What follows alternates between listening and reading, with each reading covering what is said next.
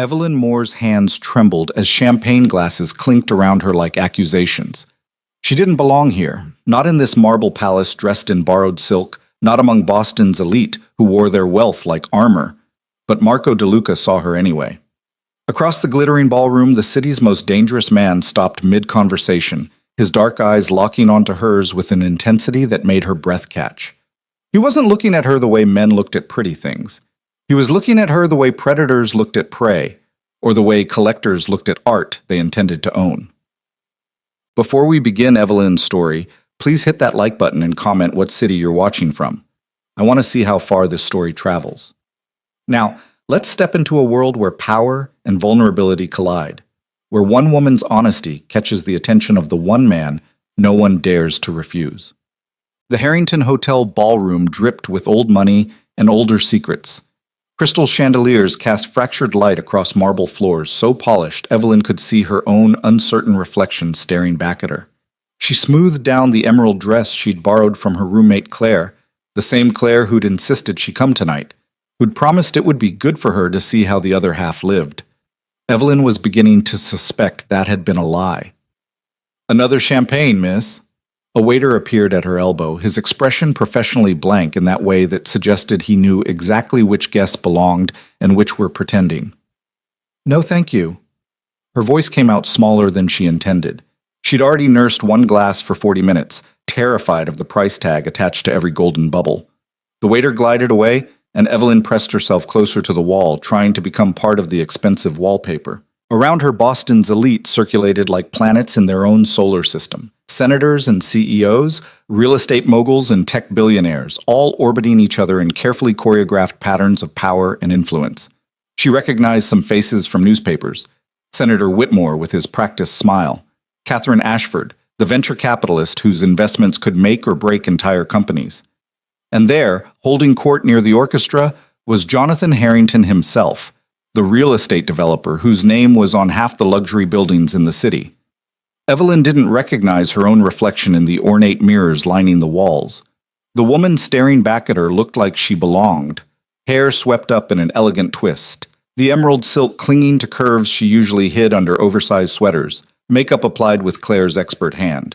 But beneath the borrowed glamour, she was still the girl who'd spent that afternoon serving coffee to businessmen who didn't bother to learn her name, who'd come home to an apartment where the heat barely worked, and eviction notices piled up faster than she could pay them.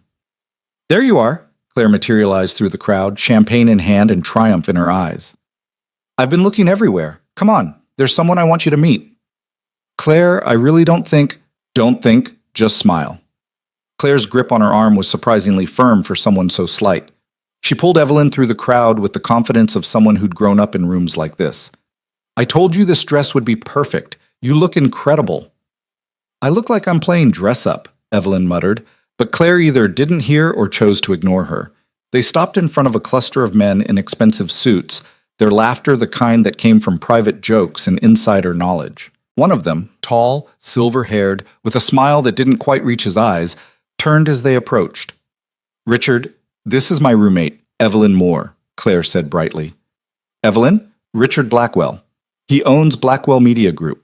Richard's handshake was perfunctory, his attention already sliding past her even as he went through the motions of politeness. "Charming. And what do you do, Evelyn?" The question everyone at these events asked, the one that determined whether you were worth their time. Evelyn felt her cheeks flush. "I'm a writer." "Published?" His eyebrow arched. "Working on it." The interest died in his eyes immediately. "How nice. If you'll excuse me." He turned back to his conversation as if she'd never existed. Claire's smile never wavered, but Evelyn felt the humiliation burn through her chest. This was why she didn't belong here. In a room full of people who measured worth in net value and influence, she was invisible. "Don't mind him," Claire whispered, pulling her toward the bar. "Richard's a snob. Besides, there are plenty of other people here worth meeting. That's the whole point of events like this, networking. You never know who might be able to help with your writing career." Evelyn doubted anyone here cared about helping a struggling writer with a portfolio of rejection letters and a day job slinging coffee. But she let Claire lead her forward because it seemed easier than arguing. The bartender, a young man with kind eyes who probably wasn't much better off than she was, mixed drinks with practiced efficiency. Evelyn ordered water, ignoring Claire's exasperated sigh. "You're supposed to be enjoying yourself," Claire said. "I am." It was a lie they both knew. "You're hiding. There's a difference." Claire's voice softened slightly. "I know these events can be intimidating, but you have to put yourself out there, Evie. How else are you going to make connections? Meet people who can change your life?" Evelyn took her water, the glass cool against her palm. "I don't think anyone here is interested in changing my life, Claire. Look around. These people don't see us. We're—" The words died in her throat. Across the ballroom, near the sweeping marble staircase that led to private rooms she'd never see, a man stood in conversation with three others. But he wasn't engaged in the discussion. His attention had shifted, locked onto something else entirely, locked onto her. Evelyn's breath caught. She'd never seen him before. She would have remembered. He was tall, powerfully built beneath a black suit that probably cost more than her car. Dark hair swept back from a face that belonged in Renaissance paintings, all sharp angles and classical proportions that somehow avoided being pretty. There was something almost brutal about his handsomeness, a hardness in the set of his jaw and the line of his mouth that suggested he'd never smiled at anything he hadn't earned. But it was his eyes that held her. Dark, intense, focused, with an attention that made everything else in the room blur at the edges. He wasn't looking at her the way Richard Blackwell had, with dismissive assessment and quick disinterest. He was looking at her the way a chess master looked at a board, the way a collector looked at a piece they intended to acquire. He was looking at her like she mattered. "Oh my God," Claire breathed beside her. Is he looking at you? Who is he?" Evelyn couldn't break eye contact, couldn't look away even though every instinct screamed at her to hide, to retreat, to escape that penetrating gaze. "That's Marco DeLuca." Claire's voice had dropped to a whisper, though the man was too far away to hear. "He owns half the waterfront. Shipping, logistics, commercial real estate. People say—" She hesitated, glancing around as if afraid to be overheard. "People say he's connected, that his businesses aren't entirely legal, that he's dangerous." Dangerous how? But even as Evelyn asked, she knew.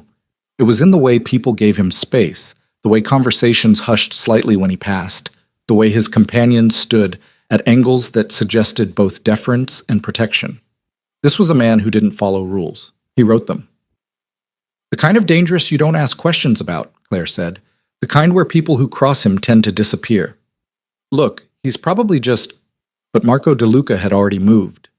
He excused himself from his conversation with a gesture that was more command than courtesy and began walking across the ballroom floor, toward them.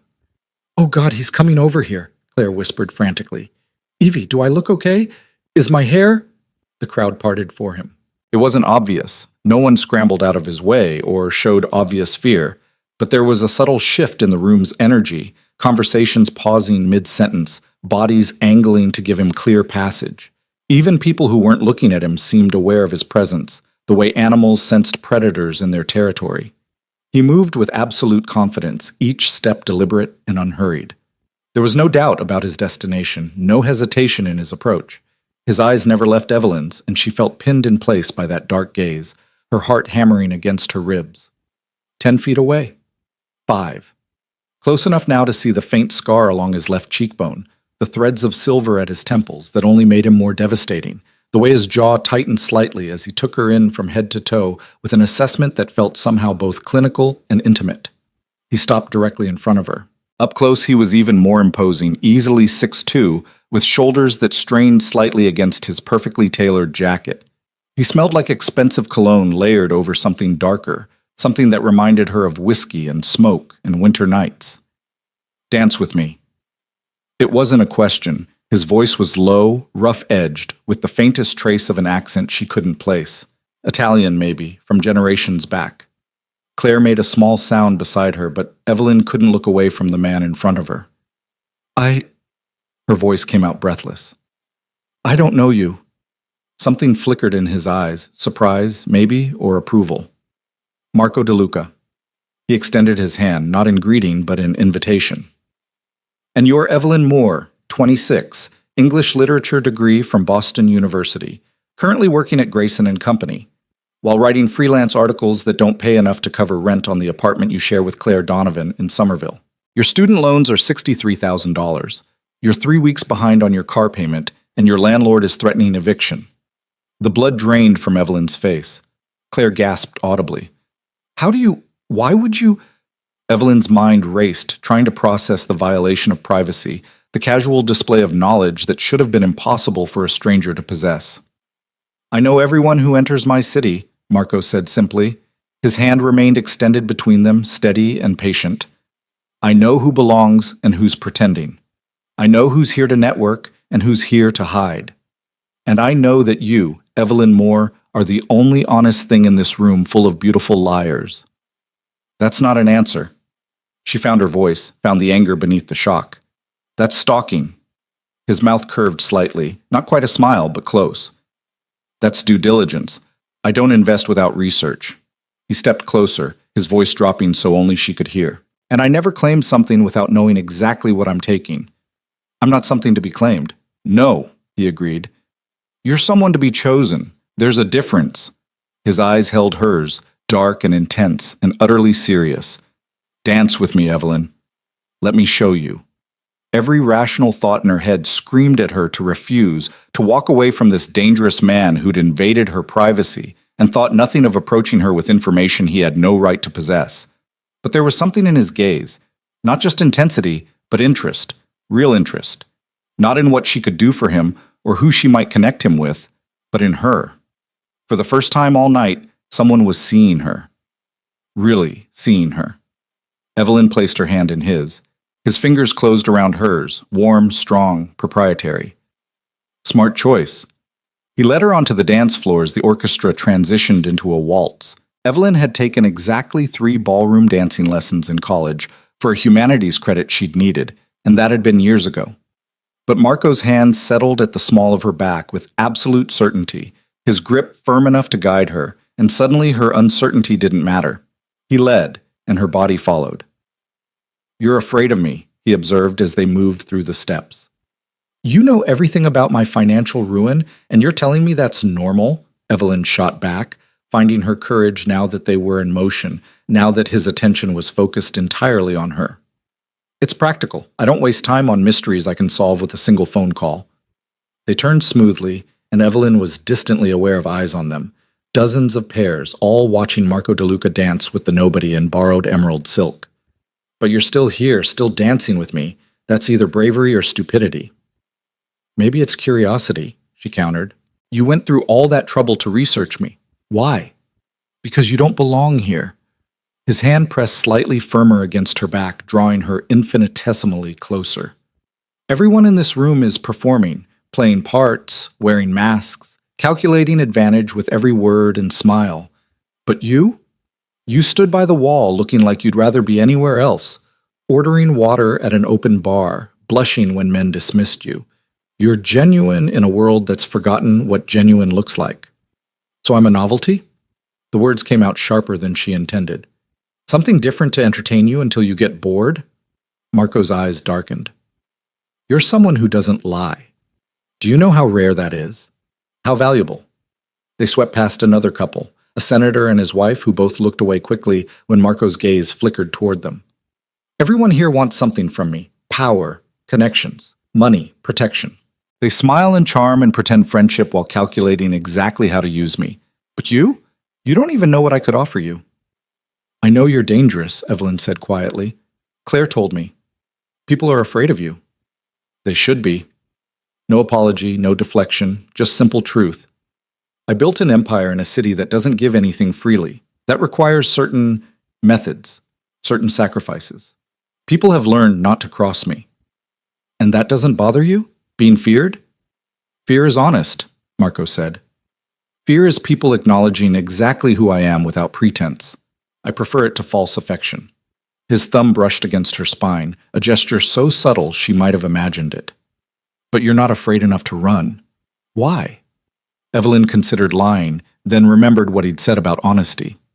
Because you could have approached me however you wanted, cornered me somewhere private, used what you know about my debts to threaten me, forced me into whatever this is. But you asked me to dance, in front of everyone, like I had a choice. You did have a choice, Marco corrected. You still do. The moment you want to walk away, I let you go. No consequences. No revenge. Just gone. The music swelled around them, and he guided her through a turn that felt effortless. But I don't think you will. Why not? Because you're tired of being invisible. His voice was low, intimate, meant only for her ears.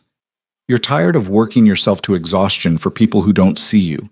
Tired of struggling alone, tired of feeling like you don't matter. And right now, Evelyn Moore, you are the center of this entire room's attention.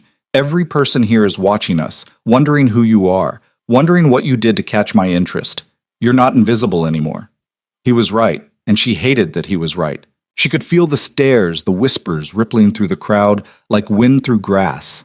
Women in designer gowns watching with barely concealed envy or calculation. Men in $1,000 suits trying to place her, to understand the equation that had put her in Marco DeLuca's arms. This is a game to you, she said, but there was less conviction in her voice than before. No. His hand tightened on hers. Games have rules. Games can be won or lost. This is something else entirely. The music began to wind down, the final notes approaching.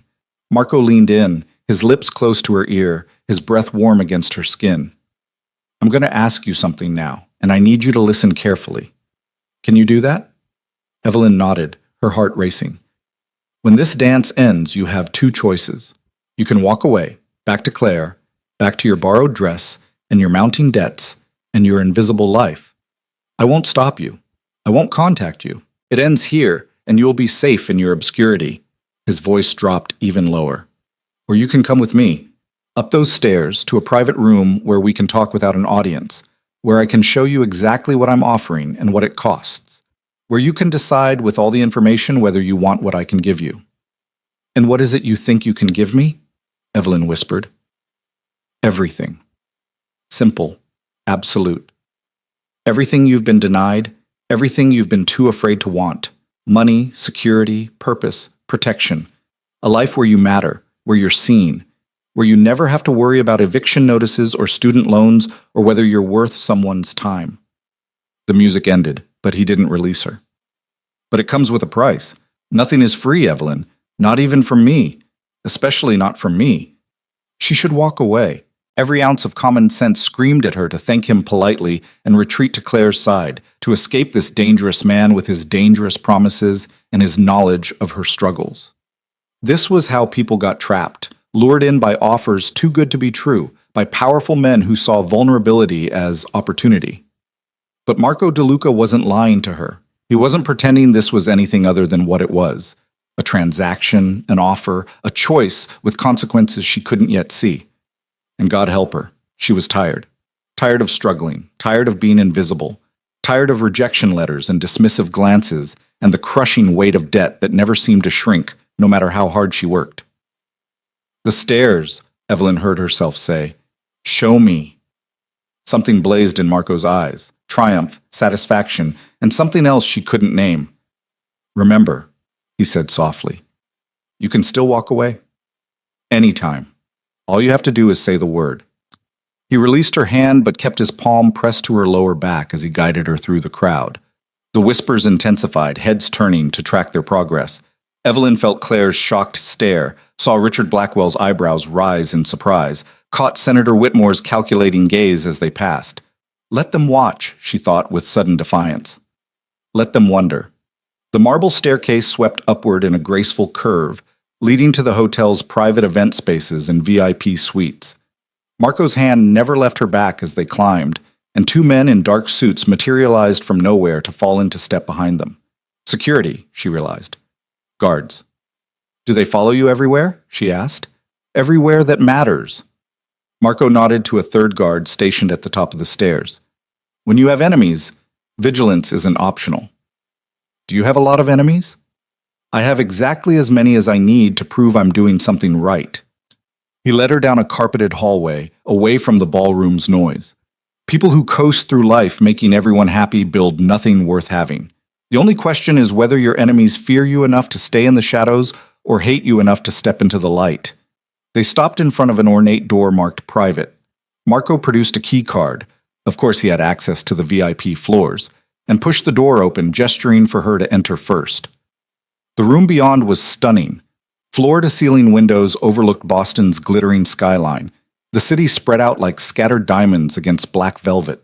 Expensive furniture arranged in conversation clusters, a full bar in one corner, artwork on the walls that probably cost more than her college education. Marco dismissed his guards with a subtle gesture, and the door closed behind them with a soft click. They were alone. Evelyn walked to the windows, needing the space, needing a moment to process what she was doing. Behind her, she heard Marco moving to the bar, the clink of crystal. "Whiskey?" he asked. "Or do you still prefer water?" Whiskey. If she was going to do this, whatever this was, she might as well commit. He poured 2 glasses, neat, and crossed to where she stood. Up close, backlit by the city, he looked less like a businessman and more like what he actually was. A predator in expensive clothing, beautiful and dangerous in equal measure. "2 honest conversations," he said, raising his glass. Evelyn touched her glass to his. "To knowing exactly what I'm getting into." "That's the problem, though, isn't it?" Marco took a sip, his eyes never leaving hers.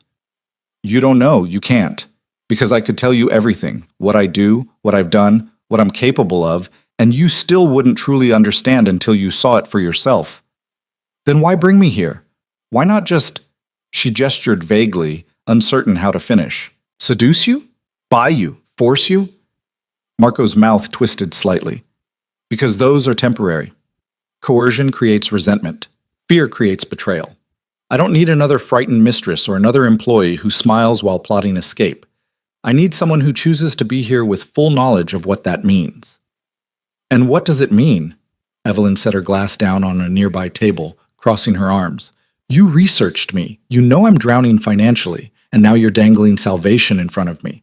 That's not really a free choice, is it? That's exploitation dressed up in expensive whiskey and city views." "Yes," Marco agreed, and his honesty caught her off guard. "It is. I'm using your circumstances to create leverage. I'm offering you something you need in exchange for something I want. That's not altruism, Evelyn. It's business. The question is whether you can live with the transaction." "What is it you want from me?" Her voice came out steadier than she felt. "Because I don't have connections or influence or anything someone like you would need." "You have honesty," Marco said simply. "In my world, everyone lies. My business partners lie about their loyalty while searching for better offers. My employees lie about their competence while covering mistakes. My rivals lie about their intentions while plotting my downfall. Even my allies lie about their motives because truth is weakness and weakness is death." He moved closer, and Evelyn forced herself not to retreat. "But you stood in that ballroom looking lost and out of place, and when I approached you, you didn't pretend to know who I was or simper about what an honor it was. You called me a stalker. You challenged me. You were real. So I'm supposed to be your, what? Your conscience?" The absurdity of it made her laugh, sharp and bitter. "The good woman who reforms the bad man? That's not reality, Marco. That's a fairy tale."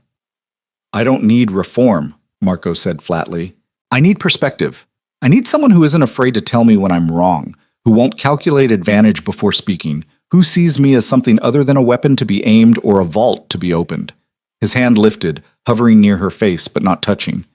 "And you need security, money, protection from landlords and creditors, and the slow grinding poverty that's killing your dreams one rejection letter at a time.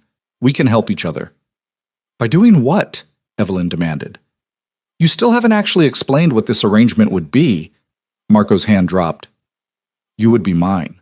Publicly, visibly mine. You'd attend events with me, appear at my side when needed, live in an apartment I provide rent-free. In exchange, your debts disappear, your student loans paid, your car kept, your rent covered. You'd have space to write, time to pursue your career without the constant terror of poverty." "So a mistress," Evelyn said. "You want to buy a mistress." I want a partner who understands what she's agreeing to," Marco corrected. "Yes, there would be expectations of intimacy. I'm not pretending this is platonic. But this isn't about ownership. You keep your independence, your choices, your life. The only thing I require is honesty and loyalty." "Loyalty to a criminal," Evelyn pointed out. "Because let's not pretend your business is entirely legal." "No," Marco agreed. "Let's not pretend. I operate in gray areas, Import-export businesses that sometimes import things customs doesn't approve, real estate acquisitions that occasionally involve convincing previous owners to sell, protection services that compete with official law enforcement. I've broken laws. I've hurt people who threaten me or mine. I've built an empire that exists because I'm willing to do what softer men aren't. And you want me to be okay with that? I want you to acknowledge it, Marco said. I want you to understand exactly who I am before you decide whether to accept what I'm offering. Because once you're mine, Evelyn, the world sees you differently.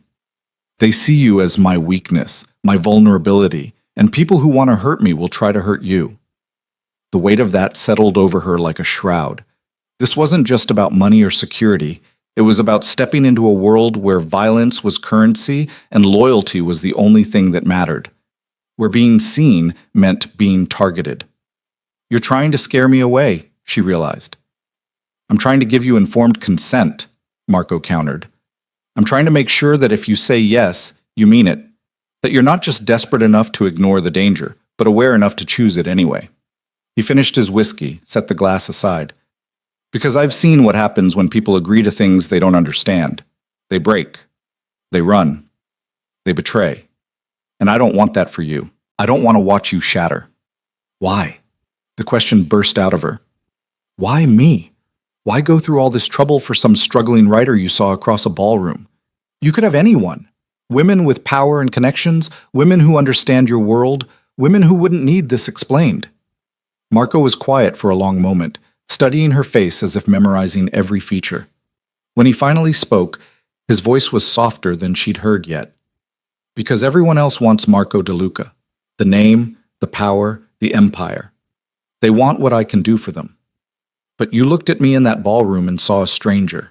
A dangerous stranger, yes, but still just a man. Not a myth, not a monster. Not a stepping stone to something better. His jaw tightened. I've spent 15 years building this empire. 15 years of being feared and respected and courted and used. And I'm tired, Evelyn. Tired of games and manipulation and calculated affection. When I saw you tonight, standing there so obviously uncomfortable and out of place and honest about it, I wanted that. I wanted someone real. The vulnerability in his voice undid something in her chest. This wasn't a performance. This was truth, raw and unguarded in a way that contradicted everything she'd heard about Marco DeLuca. I need time, she said, to think, to really consider what you're offering. No. The word was gentle but absolute. Time lets fear win. Time lets logic drown out instinct. I need your answer now, Evelyn. Not because I'm trying to manipulate you, but because if you can't decide right now with all the information, with your eyes open, with full awareness of what you're choosing, then you'll never be able to decide. You'll second guess. You'll hesitate. And hesitation in my world gets people killed. That's not fair. Nothing about this is fair, Marco agreed. But it's real, and real is all I can offer you. He extended his hand between them, palm up, waiting. Choose, Evelyn Moore, safety and invisibility, or danger in being seen, poverty with principles intact, or security with compromises required, your old life or something new. But choose now and mean it. Evelyn stared at his outstretched hand, strong fingers, callous despite the expensive suits, a signet ring on his right hand with initials she couldn't read in the dim light. This hand had built an empire. This hand had hurt people. This hand was offering her salvation with strings attached. She thought about her apartment with its broken heat and threatening notices, about her student loans that grew faster than she could pay them, about rejection letters and dismissive editors and the slow, crushing realization that maybe she'd never make it as a writer, that maybe she'd spend her life serving coffee to people who didn't see her until she was old and bitter and full of regrets. She thought about Claire, who'd brought her here tonight. Claire with her trust fund and her connections and her casual assumption that opportunities just appeared if you networked enough. Claire, who didn't understand what it meant to drown slowly in debt, to feel your dreams slipping away one unpaid bill at a time. She thought about Marco DeLuca, this dangerous, beautiful man who'd researched her struggles and approached her anyway, who danced with her in front of everyone, who was offering her a choice instead of simply taking what he wanted, who saw her. Evelyn placed her hand in his. I want to see it, she said. Your world, what you do, who you really are, no filters, no performance. If I'm going to agree to this, I need to see all of it. Marco's fingers closed around hers, warm and certain. That's not a yes. That's not a no either. She met his eyes, finding her courage. You said everyone in your world lies. You said you wanted honesty. So here's my honesty. I don't know you well enough to commit to anything, but I'm interested enough to find out if what you're offering is real. Show me your world, Marco. Show me who you are when the masks come off, and then I'll give you my answer. For a long moment, he said nothing. Then slowly, deliberately, he raised her hand to his lips and pressed a kiss to her knuckles. A gesture that should have felt old-fashioned, but instead felt intimate, possessive, like a brand. 7 days, he said against her skin. I'll give you 7 days to see everything. My businesses, my enemies, my life. Complete transparency. And at the end of those 7 days, you decide, all in or walk away. No middle ground. 7 days, Evelyn agreed, her heart pounding. Starting now. Marco released her hand and pulled out his phone, typing rapidly. My driver will take you home. Tomorrow morning, a car will pick you up at 8. Wear something comfortable. We're going to the docks. The docks? Where it all started, Marco said. Where I built my first warehouse, made my first deal, broke my first rival. If you want to understand who I am, that's where we begin. His eyes glinted in the low light. Fair warning, Evelyn. What you see tomorrow might send you running. The docks aren't pretty, the business isn't clean, and the man I am there isn't the one who danced with you tonight. Good, Evelyn said, surprising herself with her own boldness. I don't want pretty lies. I want the truth. Then truth is what you'll get. Marco walked her to the door, his hand once again settling at the small of her back like it belonged there. But remember, you asked for this. Whatever you see in the next 7 days, whatever you learn about me and my world, you chose to know it. No victim claiming, no moral high ground. You walked in with eyes open. Understood. She paused at the door, looking back at him. Marco? Why 7 days? Why not 1 or 2 or a month? Because 7 days is how long it took me to build my first empire, he said. 7 days from nothing to something. 7 days to prove I could survive in a world that wanted me dead. If I could become who I am in 7 days, you can decide who you want to be in the same time. The drive home was quiet. Marco's driver, a silent man with careful eyes, navigated Boston's streets while Evelyn pressed her forehead against the cool window and tried to process what had just happened.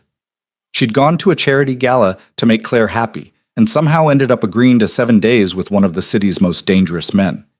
When she stumbled into her apartment near midnight, Claire was waiting on the couch, 2 glasses of wine already poured. You have exactly 30 seconds to tell me everything before I die of curiosity, Claire said, shoving a glass into Evelyn's hands. Marco DeLuca, Evie. You disappeared with Marco DeLuca. Everyone was talking about it. Do you know how many people asked me who you were? How you knew him? Evelyn kicked off her borrowed heels and collapsed onto the couch.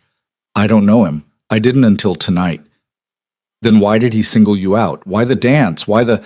Claire gestured wildly. The everything? He offered me a job.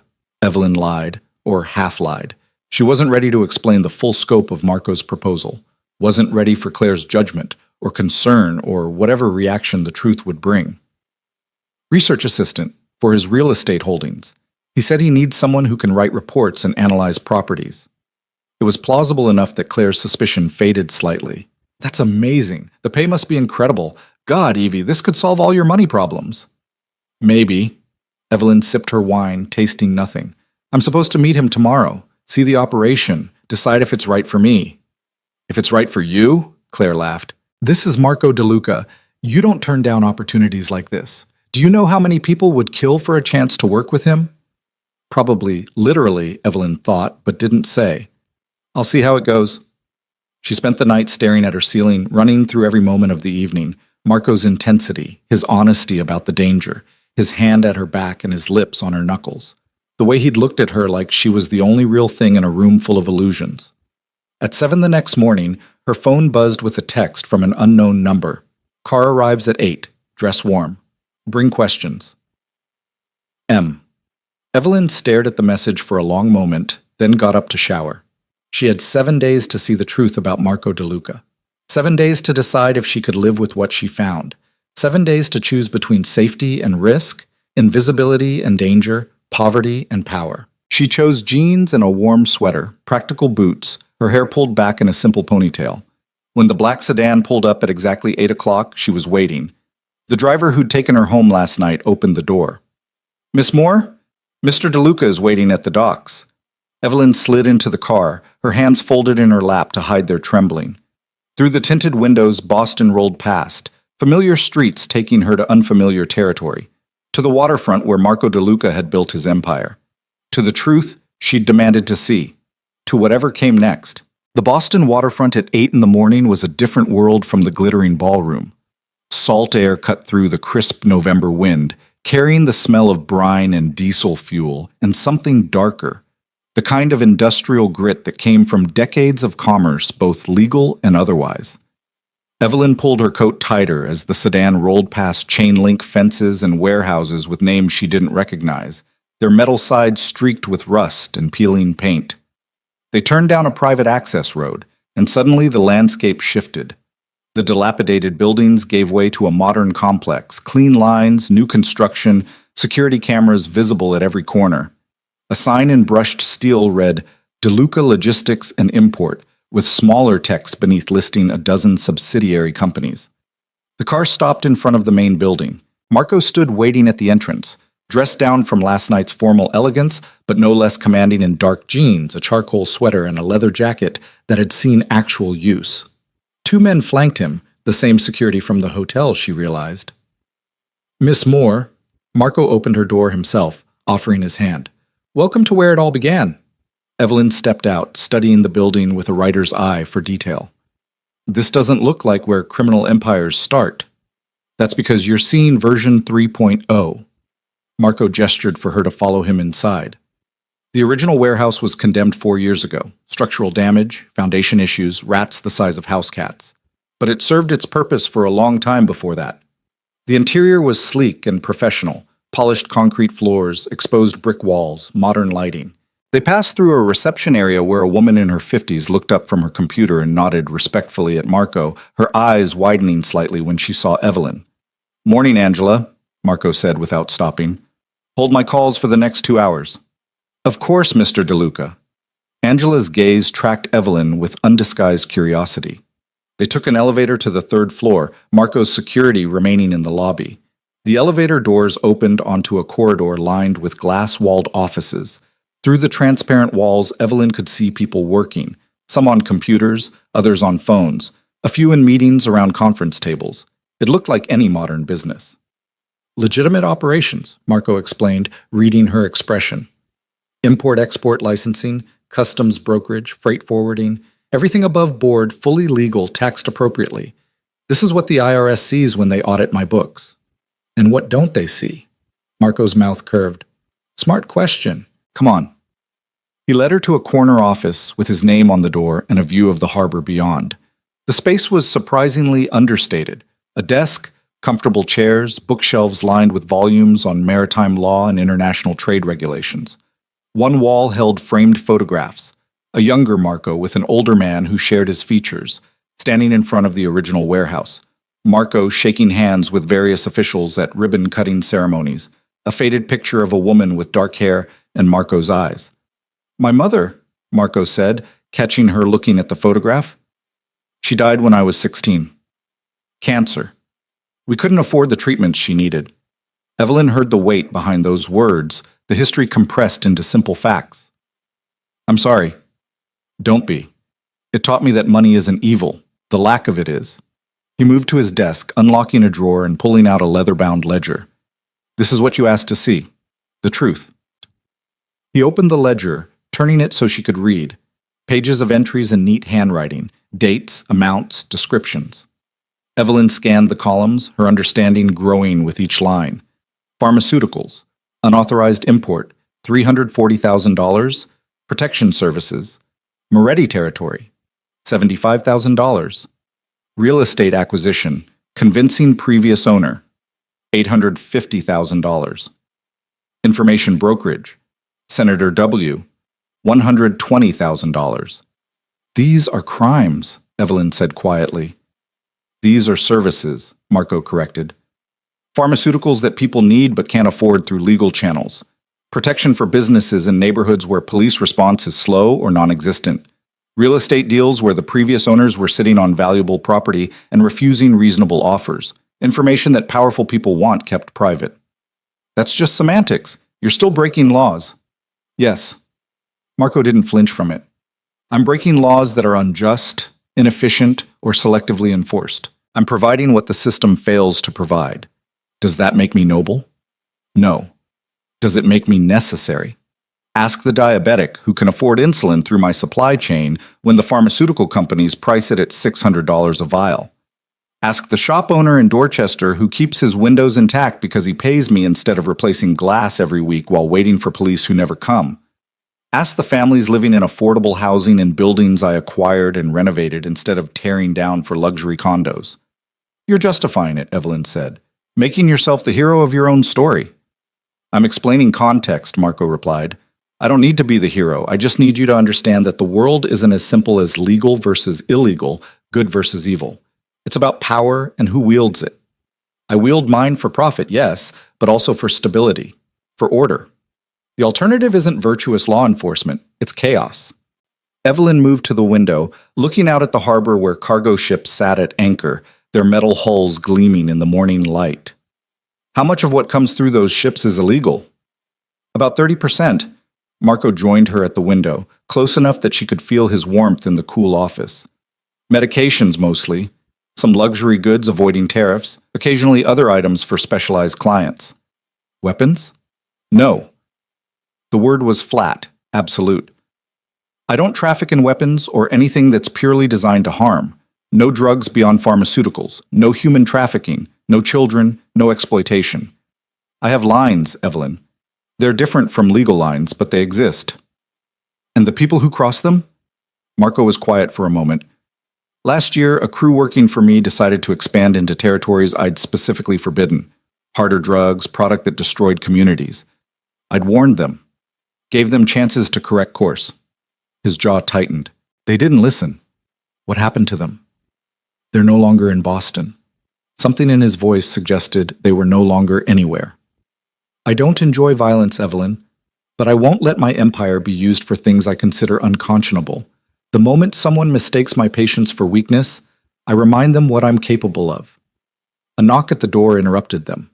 A man in his 40s entered, broad-shouldered, with a scar along his jaw and eyes that had seen things Evelyn probably didn't want to imagine.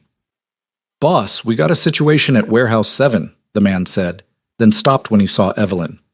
"Sorry, didn't know you had company." "It's fine, Vincent. This is Evelyn Moore. She's learning the business." Marco turned to Evelyn. "Vincent runs security across all my properties. 17 years with me, saved my life twice, and makes the best espresso in Boston despite looking like he could break concrete with his bare hands." Vincent's stern expression cracked slightly. "Boss exaggerates. I've only saved his life once and a half." "The half being that time with the Moretti cousin, who couldn't shoot straight," Marco agreed. "What's the situation?" "Customs inspection at Warehouse 7, unscheduled, Inspector Davies with 2 rookies." Vincent's tone suggested this was significant. "Davies is usually Tuesday afternoons," Marco said thoughtfully. "Why the deviation?" "Could be random. Could be someone paid him to poke around. Or could be someone wants to see how we react to surprise inspections." Marco checked his watch. "Warehouse 7 is clean, right?" "Clean as Sunday church. We moved the gray inventory to Warehouse 12 last week after that tip from your guy at the Port Authority." Marco nodded, then looked at Evelyn. "Want to see how legitimate business operates under pressure?" Something in his eyes told her this was a test, not of her, but for her. He was showing her how he worked, how he navigated the razor's edge between legal commerce and criminal enterprise. Evelyn straightened her shoulders. "Yes." The drive to Warehouse 7 took 15 minutes. Vincent drove while Marco made phone calls in Italian, too rapid for Evelyn to follow, his tone shifting between conversational and commanding. When he ended the last call, he turned to her. "Inspector Davies has been on my payroll for 3 years, he explained. "Not for illegal purposes. I pay him to be thorough, to catch anything my people might miss in our legitimate operations. Keep us clean where it matters, but showing up unannounced with rookies suggests he's either testing them or someone's testing him. Why would someone test him?" "To see if he's loyal to me or to whoever's offering a better price," Marco said. "Loyalty is currency in my world, Evelyn. More valuable than money, more dangerous than weapons. If Davies has flipped, I need to know. If he hasn't, I need to reward that faith. Warehouse 7 sat near the water, a massive steel structure with loading docks and semi-trucks backed up to receive cargo. A government sedan was parked near the entrance, and through the warehouse's open bay doors, Evelyn could see 3 men in official jackets examining shipping containers. Marco exited the car with absolute calm, his posture relaxed, his expression pleasant. The transformation was remarkable. Gone was the intense, dangerous man from his office, replaced by a successful businessman greeting unexpected government visitors. "Inspector Davies," Marco called out, approaching with his hand extended. "This is a surprise. I don't think we had an inspection scheduled for today." Davies was a slight man in his 50s with thinning hair and eyes that missed nothing. He shook Marco's hand, his smile professional but strained. "Unannounced inspections are part of the protocol, Mr. DeLuca, keeping everyone honest." Of course. I appreciate your diligence." Marco gestured to the warehouse. "As you can see, everything's in order. Current manifests are in the office. Would you like coffee while your team works? We just got a new espresso machine." "That won't be necessary." Davies glanced at the 2 younger inspectors, who were opening containers and checking labels against clipboards. "This is Inspectors Chen and Rodriguez. Training day." "Excellent. Everyone should learn proper procedure." Marco's tone was genial, but Evelyn noticed how his eyes tracked every movement of the 3 men, how he positioned himself with clear sightlines to all of them. "Evelyn, why don't you wait in the office with Vincent? Inspector Davies and I can discuss the finer points of import regulations." It wasn't a suggestion. Evelyn let Vincent guide her to a small office overlooking the warehouse floor. Through the glass windows, she watched Marco and Davies walk slowly through the space. Marco gesturing to various containers, Davies nodding and making notes. "He's good at this," Vincent said quietly beside her. "The boss, I mean. Making the dangerous look normal. Making power look like courtesy." "Has Davies betrayed him?" Evelyn asked. Vincent's expression was unreadable. "We'll know in about 5 minutes." They watched in silence. The 2 rookie inspectors were thorough, opening random containers, checking seals, photographing labels. Everything they found matched the manifest perfectly. Household goods, textiles, electronics, all with proper import documentation and tax stamps. Nothing remotely illegal. Then Inspector Chen moved toward a specific container in the back corner, one marked with a blue stripe along its edge. Evelyn saw Marco's shoulders tighten almost imperceptibly, saw Davies pause mid-sentence. "That container there?" Chen called out. "The manifest says industrial machinery, but it's marked as temperature-controlled. Why would machinery need climate control?" Davies turned to Marco, and for a moment the entire warehouse seemed to hold its breath. Then Davies smiled. "Medical imaging equipment," Davies said smoothly. "MRI components require temperature stability during transport. It's in the detailed manifest, Chen. Page 17, subsection C." He walked over to the rookie, pulling out his own paperwork. "See? Everything properly documented. This is why we check the fine print." Chen examined the paperwork, then nodded. "My mistake, sir." "Common oversight. You'll learn."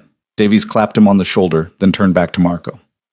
"Everything appears in order, Mr. DeLuca. My compliments to your documentation team." "I'll pass that along," Marco said. "And Inspector Davies? Thank you for being so thorough. It's reassuring to know the system works as intended." Something passed between them. An acknowledgement. A confirmation. Davies nodded once, gathered his rookies, and departed. The moment the government sedan pulled away, Marco's entire demeanor shifted. He pulled out his phone and made a single call. "It's me. Davies is solid. Someone sent him to test our warehouse security with fresh eyes. I need to know who and why by end of business today." He listened for a moment. "No, don't approach Davies. He did exactly what he was supposed to do. Send him the usual bonus and a case of that scotch he likes. Let him know we appreciate his attention to detail." Marco ended the call and turned to where Evelyn stood with Vincent. "That container Chen was interested in? The one with medical imaging equipment?" Evelyn asked. "Has medical imaging equipment in it, along with about $300,000 worth of pharmaceuticals that would require prescriptions most people can't afford." Marco's expression was grim. Davies knew exactly what was in there. He steered Chen away from opening it while making it look like proper procedure. That's loyalty, Evelyn. That's what it looks like when someone chooses their allegiance despite opportunities to betray it. "He lied to a federal inspector for you," Evelyn said. He protected a shipment that will keep dozens of diabetics alive when they can't afford their insulin otherwise, Marco countered. He protected medications that will go to free clinics in neighborhoods where people choose between drugs and rent. He protected a supply chain that the legal system has failed to provide affordably. Marco moved closer to her. I told you I operate in gray areas. This is what that looks like. Not comic book villainy, but complicated choices with no perfect answers. Except you profit from it, Evelyn pointed out. However much good those medications do, you're still making money. Yes. No deflection, no justification. I profit, because profit is what sustains the operation. It's what lets me pay people like Davies, maintain these facilities, fund the logistics that get those medications where they need to go. Charity without sustainability is just theater. I'm building something that lasts. Vincent cleared his throat. Boss, we should move. You've got the meeting with the Calabrese family at noon. Marco checked his watch, then looked at Evelyn. That meeting is about a territory dispute in the North End. Restaurants, protection services, waste management contracts. The Calabrese family thinks they can expand into areas I've held for 5 years. Today we negotiate who controls what. He paused. You can sit this one out if you want. It won't be pleasant. I said I wanted to see everything, Evelyn reminded him. No filters. Then let's go. Marco's hand found the small of her back again, that gesture of possession and protection she was beginning to recognize. But Evelyn, in that meeting you don't speak, you observe. The Calabrese family is old school. They won't appreciate a woman having input. And if they think you're important to me, they might try to use that. So you're just an observer today, understood? The authority in his voice grated, but Evelyn understood the logic. Understood. They drove to a restaurant in the North End, not one of the tourist spots with red checkered tablecloths and Dean Martin playing on loop, but a quiet establishment with no sign out front and windows covered in heavy curtains. Vincent opened her door, then positioned himself at Marco's left shoulder as they entered. The restaurant's interior was dim, lit by wall sconces that cast more shadow than light. A long table dominated the back room, and around it sat 5 men in expensive suits. At the head of the table, a man in his 60s with silver hair and hands like gnarled tree roots gestured for them to sit. Marco De Luca, the man said, his accent thick with old country Italian. You're late. I'm exactly on time, Don Calabrese, Marco replied, taking a seat across from him. Your watch must be running fast. Don Calabrese's eyes narrowed, then he laughed, a sound like gravel in a cement mixer. Still got that mouth on you. Your father, God rest him, he knew when to speak and when to listen. You could learn from that. My father also knew when to hold territory and when to defend it, Marco said smoothly. Which brings us to today's conversation. Evelyn sat in a chair against the wall, trying to make herself invisible. The other men at the table ignored her completely, their attention fixed on Marco and Don Calabrese. The air felt thick with tension, with history she didn't understand. You've had the North End long enough, one of the younger Calabrese men said, mid-30s, with a scar bisecting his left eyebrow. Time to share the wealth. Let other families in. But share implies I took something that wasn't mine, Marco replied. I built that territory from nothing. Every restaurant that pays me for protection does so because I actually protect them. Every waste management contract I hold is because I provide better service at better prices. You don't get to walk in and claim half of what I built. Your father had an understanding with us, Don Calabrese said. Before he died, we had agreements, territories, percentages, respect. My father's been dead for 8 years, Marco said quietly. His agreements died with him. I've honored what made sense and renegotiated what didn't. The North End is mine, Don Calabrese. That's not changing. The temperature in the room seemed to drop 10 degrees. The younger Calabrese men shifted in their seats, hands moving toward jacket pockets. Vincent's posture changed subtly, ready for violence. You're very confident for someone outnumbered, Don Calabrese observed. I'm very confident for someone who's right, Marco corrected. You want the North End? You can have it. After you prove you can take it from me, send your men. Let's see how that works out. But we both know how it ends, Don Calabrese. Your people bleeding in the streets, my people defending what's ours, and the police getting involved because you made it too visible. Is that really what you want? Attention? Investigation? Federal interest in our operations? Don Calabrese's jaw worked, grinding over options. Finally, he leaned back in his chair. What are you offering? Status quo, what? Marco said. You keep your territories, I keep mine. No expansion, no encroachment. I'll even throw in a gesture of goodwill. Your nephew Anthony wants to open a restaurant on Hanover Street, my territory. I'll give him favorable protection rates for the first year. Show that we can work together without stepping on each other's toes. Anthony's restaurant for the entire North End? The younger Calabrese with the scarred eyebrow laughed harshly. That's insulting. That's realistic, Marco shot back. You came here wanting something for nothing. I'm giving you something for peace. Take it or leave it, but stop pretending you have leverage you don't actually possess. Don Calabrese studied Marco for a long moment. Then slowly, he smiled. Your father would be proud. Tough, but smart. Knows when to fight and when to deal. He extended his hand across the table. We have an agreement. No expansion, no encroachment. Anthony gets his restaurant deal. Marco shook his hand.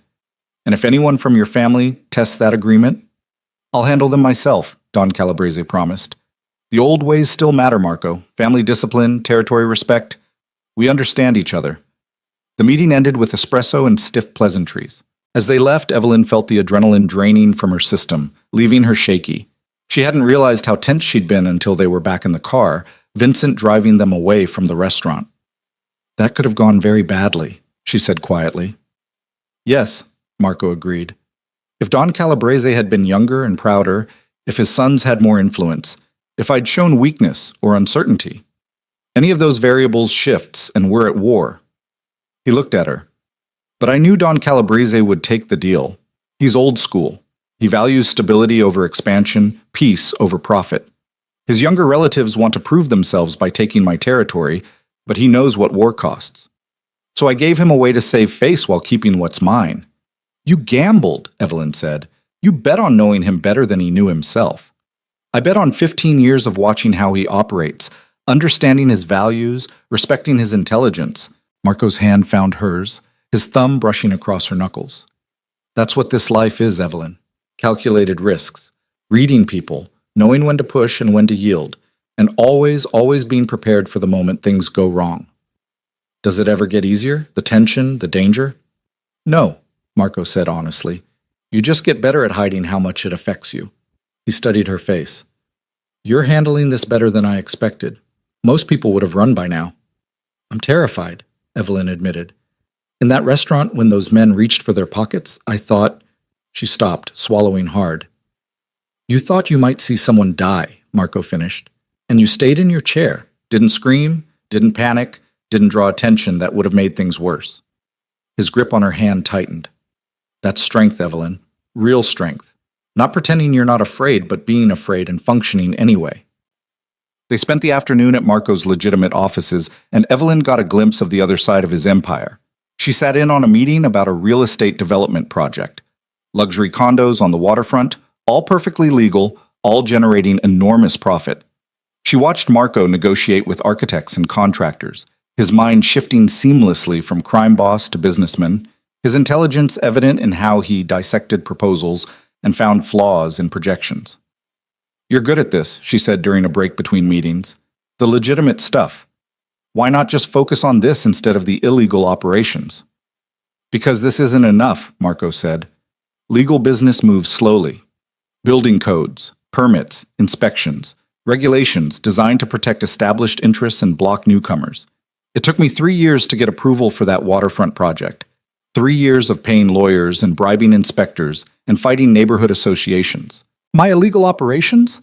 I can make decisions and implement them in hours. No committees, no bureaucracy, just direct action. He leaned against his desk. The legitimate business gives me cover and respectability.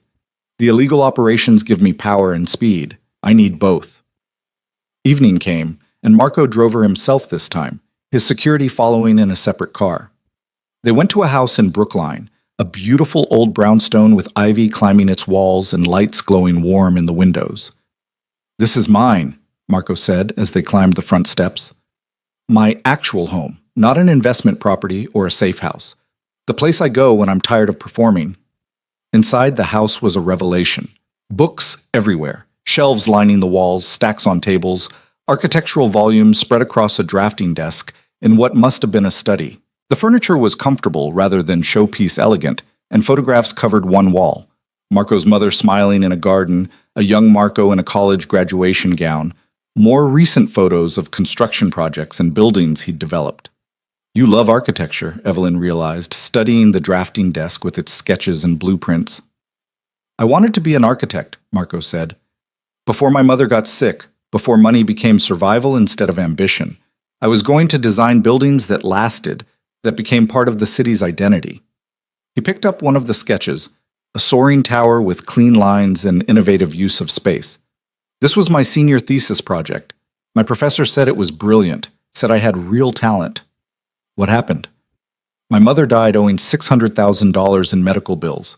Insurance denied most of the treatments as experimental. The hospital put liens on our house. Creditors called daily. Marco set the sketch down. I had a choice: bankruptcy and destroy my father's legacy, or find a way to make enough money fast enough to matter. Legal architecture doesn't pay $600,000 in debt. Illegal operations do. So you built an empire to pay medical bills, Evelyn said softly. I built an empire to prove that poverty would never control me again, Marco corrected. The bills were just the catalyst, but yes, in the beginning it was about saving my father from losing everything my mother had worked for. Later, it became about power, control, making sure I'd never be helpless again. He poured them wine, a rich Italian red that probably cost more than her weekly grocery budget, and they sat in his living room as darkness fell over Boston. Through the windows, the city lights sparkled like earthbound stars. Your 7 days isn't really about showing me your business, is it? Evelyn asked. It's about showing me you. Yes. Marco swirled his wine, watching the light catch in the liquid. Anyone can see Marco DeLuca, the crime boss. That's public knowledge, street reputation. But I wanted you to see the whole picture. The violence and the architecture, the crime and the legitimate business, the man who negotiates with threats, and the man who sketches buildings he'll never design. He looked at her. I wanted you to decide based on truth, not mythology. Why does it matter so much? Evelyn pressed. You could have anyone. Why does my decision carry this much weight? Marco was quiet for a long time. When he finally spoke, his voice was softer than she'd ever heard it. Because everyone else sees what they want to see. They see power and want to use it. They see money and want to take it. They see danger and want to either run from it or control it. But you, he set his wine down, turning to face her fully. You see me. Not Marco DeLuca the Empire, but the man who still sketches buildings, who pays medical bills for strangers, who holds territory not just for profit, but because chaos is worse than controlled order. You see the contradictions and you don't immediately try to resolve them into something simpler. You let me be complicated. Everyone's complicated, Evelyn said. Not everyone admits it. Marco reached out, his fingers brushing along her jaw. I've spent 15 years building walls, projecting strength, hiding vulnerabilities, and you walk into my life asking uncomfortable questions and demanding honesty I haven't given anyone else. It's terrifying and intoxicating in equal measure. His touch sent heat through her skin. Evelyn's breath caught, her heart racing. Marco, I'm not going to kiss you, he said quietly. Not until you've seen everything. Not until you make your choice with full knowledge. I won't seduce you into this, Evelyn. I won't let you later question whether desire clouded your judgment. The restraint in his voice, the way his hand trembled slightly against her skin, told her how much that cost him. Evelyn leaned into his touch. What if I want you to kiss me? Then you'll want it just as much after 7 days, Marco said. And it will mean more. Because you'll have chosen it, chosen me, with your eyes completely open. He pulled back and Evelyn felt the loss of his warmth immediately. It's late. Vincent will drive you home. Tomorrow I have business in Cambridge. Nothing dramatic, just meetings. But I want you there. Want you to see the boring parts too. The drive home felt longer than it should have. Evelyn stared out the window, processing everything she'd seen. The warehouse inspection, the Calabrese negotiation, Marco's home with its architectural dreams and honest vulnerability. She was falling into something dangerous, she realized. Not just physically dangerous, though that was real enough, but emotionally dangerous. She was starting to see Marco DeLuca not as a crime boss or a powerful benefactor, but as a man, complicated and brilliant and damaged and real. Claire was already asleep when Evelyn crept into their apartment. She was grateful for that. She wasn't ready to explain where she'd been or what she was doing. wasn't ready to put words to the choice forming in her mind. She lay in bed, staring at her ceiling, and realized something that should have terrified her, but instead felt oddly like relief. She'd already made her decision. The 7 days were just confirmation, just proof that what she felt after one night with Marco DeLuca was an illusion or desperation. She was going to say yes. She was going to step into his world in all its danger and complication. She was going to choose being seen over being safe. She just needed to be brave enough to admit it. The next 3 days blurred together in a succession of revelations that fundamentally altered how Evelyn understood power, loyalty, and the intricate machinery that kept a criminal empire running beneath the surface of legitimate society. Marco was true to his word. He showed her everything, held back nothing, let her see both the calculated businessman and the ruthless enforcer without apology or performance. On day 3, she sat beside him in a downtown office building where a tech entrepreneur named David Chen was pitching a cybersecurity startup. The presentation was polished, professional, full of graphs projecting exponential growth. Marco listened with apparent interest, asked intelligent questions about encryption protocols and market positioning, and at the end offered Chen a check for $500,000 in seed funding. In the elevator afterward, Evelyn turned to him. That was legitimate, completely legal investment. Yes and no, Marco said. The investment is legal. The reason I'm making it is because Chen's security software will eventually be used to protect my less legitimate operations. He doesn't know that yet. He thinks I'm just a venture capitalist diversifying my portfolio. But in 2 years, when his company is established and profitable, I'll suggest certain applications for his technology, and he'll agree because by then, I'll own 40% of his company and have leverage he can't refuse. You're planning that far ahead? I'm always planning that far ahead. The elevator doors opened onto the parking garage. Every legitimate business I invest in serves dual purposes. Every connection I make has multiple applications. I don't do anything for just one reason, Evelyn. That's how you build something that lasts. That afternoon, she witnessed the other side of his strategic thinking. They were in Marco's car, him driving for once, without security, through neighborhoods that grew progressively rougher, when his phone rang. He answered on speaker. We have a problem. Vincent's voice was tight. Johnny Mancini's been skimming, about $40,000 over 6 months from the Southie protection collections. Marco's hands tightened on the steering wheel, his jaw setting hard. You're certain? Caught him on camera taking extra cash from Angelo's restaurant. Been doing it systematically. Angelo didn't report it because he was afraid of retaliation, but the son mentioned it to his girlfriend, and she works for us at the bakery on 3rd. Where's Johnny now? At the warehouse. Doesn't know we know. Sal's keeping him busy with inventory. Marco was silent for a moment, and Evelyn watched the calculation happening behind his eyes. Then he changed direction, heading toward the waterfront. Keep him there. I'm 20 minutes out. He ended the call, and the silence in the car felt suffocating. Evelyn tried to read his expression, anger, certainly, but also something that looked almost like disappointment. What are you going to do? She asked quietly. What I have to. Marco's voice was flat. Johnny's been with me for 3 years. Good worker, reliable, never caused problems. But he got greedy, and worse, he made Angelo afraid to report it. That means he was using my reputation to extort more than agreed. That can't stand. You're going to kill him. It wasn't a question. No. Marco glanced at her. I'm going to make an example. There's a difference. Johnny crossed a line, but it's not one that requires his death. If I killed everyone who skimmed a little extra, I'd have no organization left. But I can't let it go unanswered either, or everyone will think they can steal from me with impunity. They arrived at the warehouse to find Johnny Mancini in the office, a man in his late 20s with slicked back hair and a nervous energy that intensified when Marco walked in. Vincent stood by the door, his expression grim. Sal, another of Marco's men, leaned against the wall with his arms crossed. Boss, Johnny said, standing quickly. Didn't know you were coming by. Everything's good here, just finishing the inventory like Sal asked. Sit down, Johnny. Marco's voice was calm, almost gentle. We need to talk. Something in that gentleness made Johnny pale. He sat slowly, his eyes darting between Marco and the other men. If this is about the Moretti shipment being late, it's about $40,000, Marco interrupted. $40,000 that you took from my collections over the last 6 months. $40,000 that you made Angelo too afraid to report because you told him I'd shut him down if he complained about rates. Johnny's face went white. Boss, I can explain. Don't. Marco held up a hand. Don't insult my intelligence by lying. Vincent has video evidence. Angelo's son confirmed it. The only question now is what happens next. Please, Johnny's voice cracked. I've got debts, my sister's medical bills. I just needed...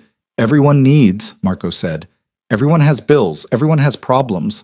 That doesn't give you the right to steal from me and terrorize people under my protection. He leaned back against the desk. You had options, Johnny. You could have come to me, asked for a loan, explained your situation. I've advanced money to people before when they had legitimate need. Instead, you stole, and worse, you used my name to intimidate someone who was paying me for protection from exactly that kind of treatment. Johnny was shaking now, his hands gripping the chair arms. What are you going to do? Marco pulled out his phone and made a call. Angelo, it's Marco DeLuca. I'm calling about Johnny Mancini. He paused, listening. Yes, I know. I want to apologize personally for putting you in that position. Johnny was acting outside his authority, and he's being dealt with. The money he took? I'm refunding it. Double. Call it compensation for the stress. Another pause. No, your rates aren't changing. You've been a good client. This is my mistake for not catching it sooner. He ended the call and turned back to Johnny. Here's what happens. You're giving back every penny you took, all $40,000. If you don't have it, you're working it off at $10,000 a month doing whatever I assign you. Could be loading docks, could be scrubbing toilets, I don't care. During those months, you get minimum wage, just enough to survive. No collections, no customer contact, nothing that requires trust. 4 months? Johnny's voice was small. Plus interest. So make it 6 months. And Johnny, you're lucky it's only 6 months in manual labor. You understand why? Marco's voice hardened. Because despite stealing from me, you never put my people in actual danger. You never talked to cops, never sold information, never did anything that threatened the organization beyond taking money. You were stupid and greedy, but not malicious. That's the only reason you're walking out of here. Thank you. Johnny's relief was palpable. Thank you, boss. I swear I'll... One more thing. Marco's tone stopped him cold. The reason Angelo was afraid to report you? The reason his son's girlfriend felt she had to go through 3 people before it reached me? That tells me my protection system has holes. It tells me people don't trust they can come directly to me with problems. So I'm fixing that. He looked at Vincent. Set up a direct line. Anonymous if people want. Anyone being extorted or mistreated by anyone in my organization can report it without fear. And Vincent, I want you personally investigating every claim. No filters, no protection for longtime employees. This doesn't happen again. Understood, Vincent said. Marco turned back to Johnny. Sal's going to drive you home. Tomorrow morning you start at the warehouse on Terminal Street, 6 a.m. Don't be late, and don't be stupid enough to run. There's nowhere in this city I can't find you. Johnny left, escorted by Sal, and the office fell silent. Marco poured himself a drink from a bottle he kept in the desk drawer, his movements controlled but tense. You didn't hurt him, Evelyn said carefully. Didn't need to. Johnny's not a threat, just desperate and foolish. Hurting him would have accomplished nothing except making me feel powerful, and I don't need that validation. Marco drank, then looked at her. But make no mistake. If he'd been selling information, if he'd endangered anyone, if he'd shown even a hint of disloyalty to the organization itself, this would have ended very differently. I have mercy for weakness. I have none for betrayal. Where's the line? Evelyn asked. Between weakness and betrayal. Intent, Marco said simply. Johnny intended to steal money. That's greed. That's weakness. If he'd intended to destroy what I've built, if he'd been working with rivals or law enforcement, that's betrayal. One gets punishment and a chance at redemption. The other gets elimination. They left the warehouse as dusk settled over the waterfront, painting the sky in shades of amber and violet. Marco drove them to the north end, to a small Italian restaurant with checkered tablecloths, and the smell of garlic and tomato sauce thickened the air. The owner, an elderly woman named Rosa, greeted Marco with a kiss on both cheeks and seated them at a corner table with a view of the street. Rosa's family has owned this place for 60 years, Marco said as they settled in. I've been eating here since I was a kid. My mother used to bring me here on Sundays after church. You went to church? Evelyn couldn't help the surprise in her voice. My mother was devout. believed in God, forgiveness, all of it. She'd be horrified by what I've become. Marco studied the menu, though he clearly already knew what he wanted. But she also believed in protecting family, in doing whatever necessary to survive. She worked 3 jobs to keep us afloat after my father's injury, cleaned houses, waitressed, did alterations. Wore herself down to nothing so I could have opportunities. When she got sick and couldn't work anymore, she refused treatment at first because of the cost. Said she'd rather die than burden us with debt.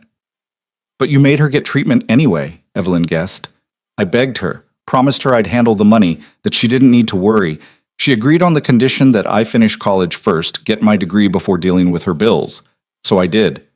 Graduated summa cum laude while she was in chemotherapy, got job offers from 3 architecture firms. Marco's voice was distant, lost in memory. And then the cancer metastasized. The experimental treatments insurance wouldn't cover became the only option. The bills went from manageable to catastrophic. And I realized legal architecture would never save her. Rosa appeared with wine and bread, chattering in rapid Italian about her grandson's upcoming wedding. Marco responded fluently, his entire demeanor softening in a way Evelyn had never seen. When Rosa left, he poured the wine. "This is who I would have been," he said quietly. "Without the debt, without my mother's death, without the empire. Just a man who designs buildings and eats at Rosa's on Sunday nights and argues about architecture with anyone who'll listen. Sometimes I wonder if that version of me would have been happier." "Would he?" Evelyn asked. Marco considered the question seriously. "No, because he would have been powerless. He would have watched his mother die knowing he couldn't save her. He would have spent his life designing buildings for other people's visions, following other people's rules, accepting other people's definitions of success. This version of me, the one who built an empire, he saved his father from bankruptcy. He provides insulin to diabetics who can't afford it legally. He keeps neighborhoods safe when police can't or won't. He has power to change things." Marco met her eyes.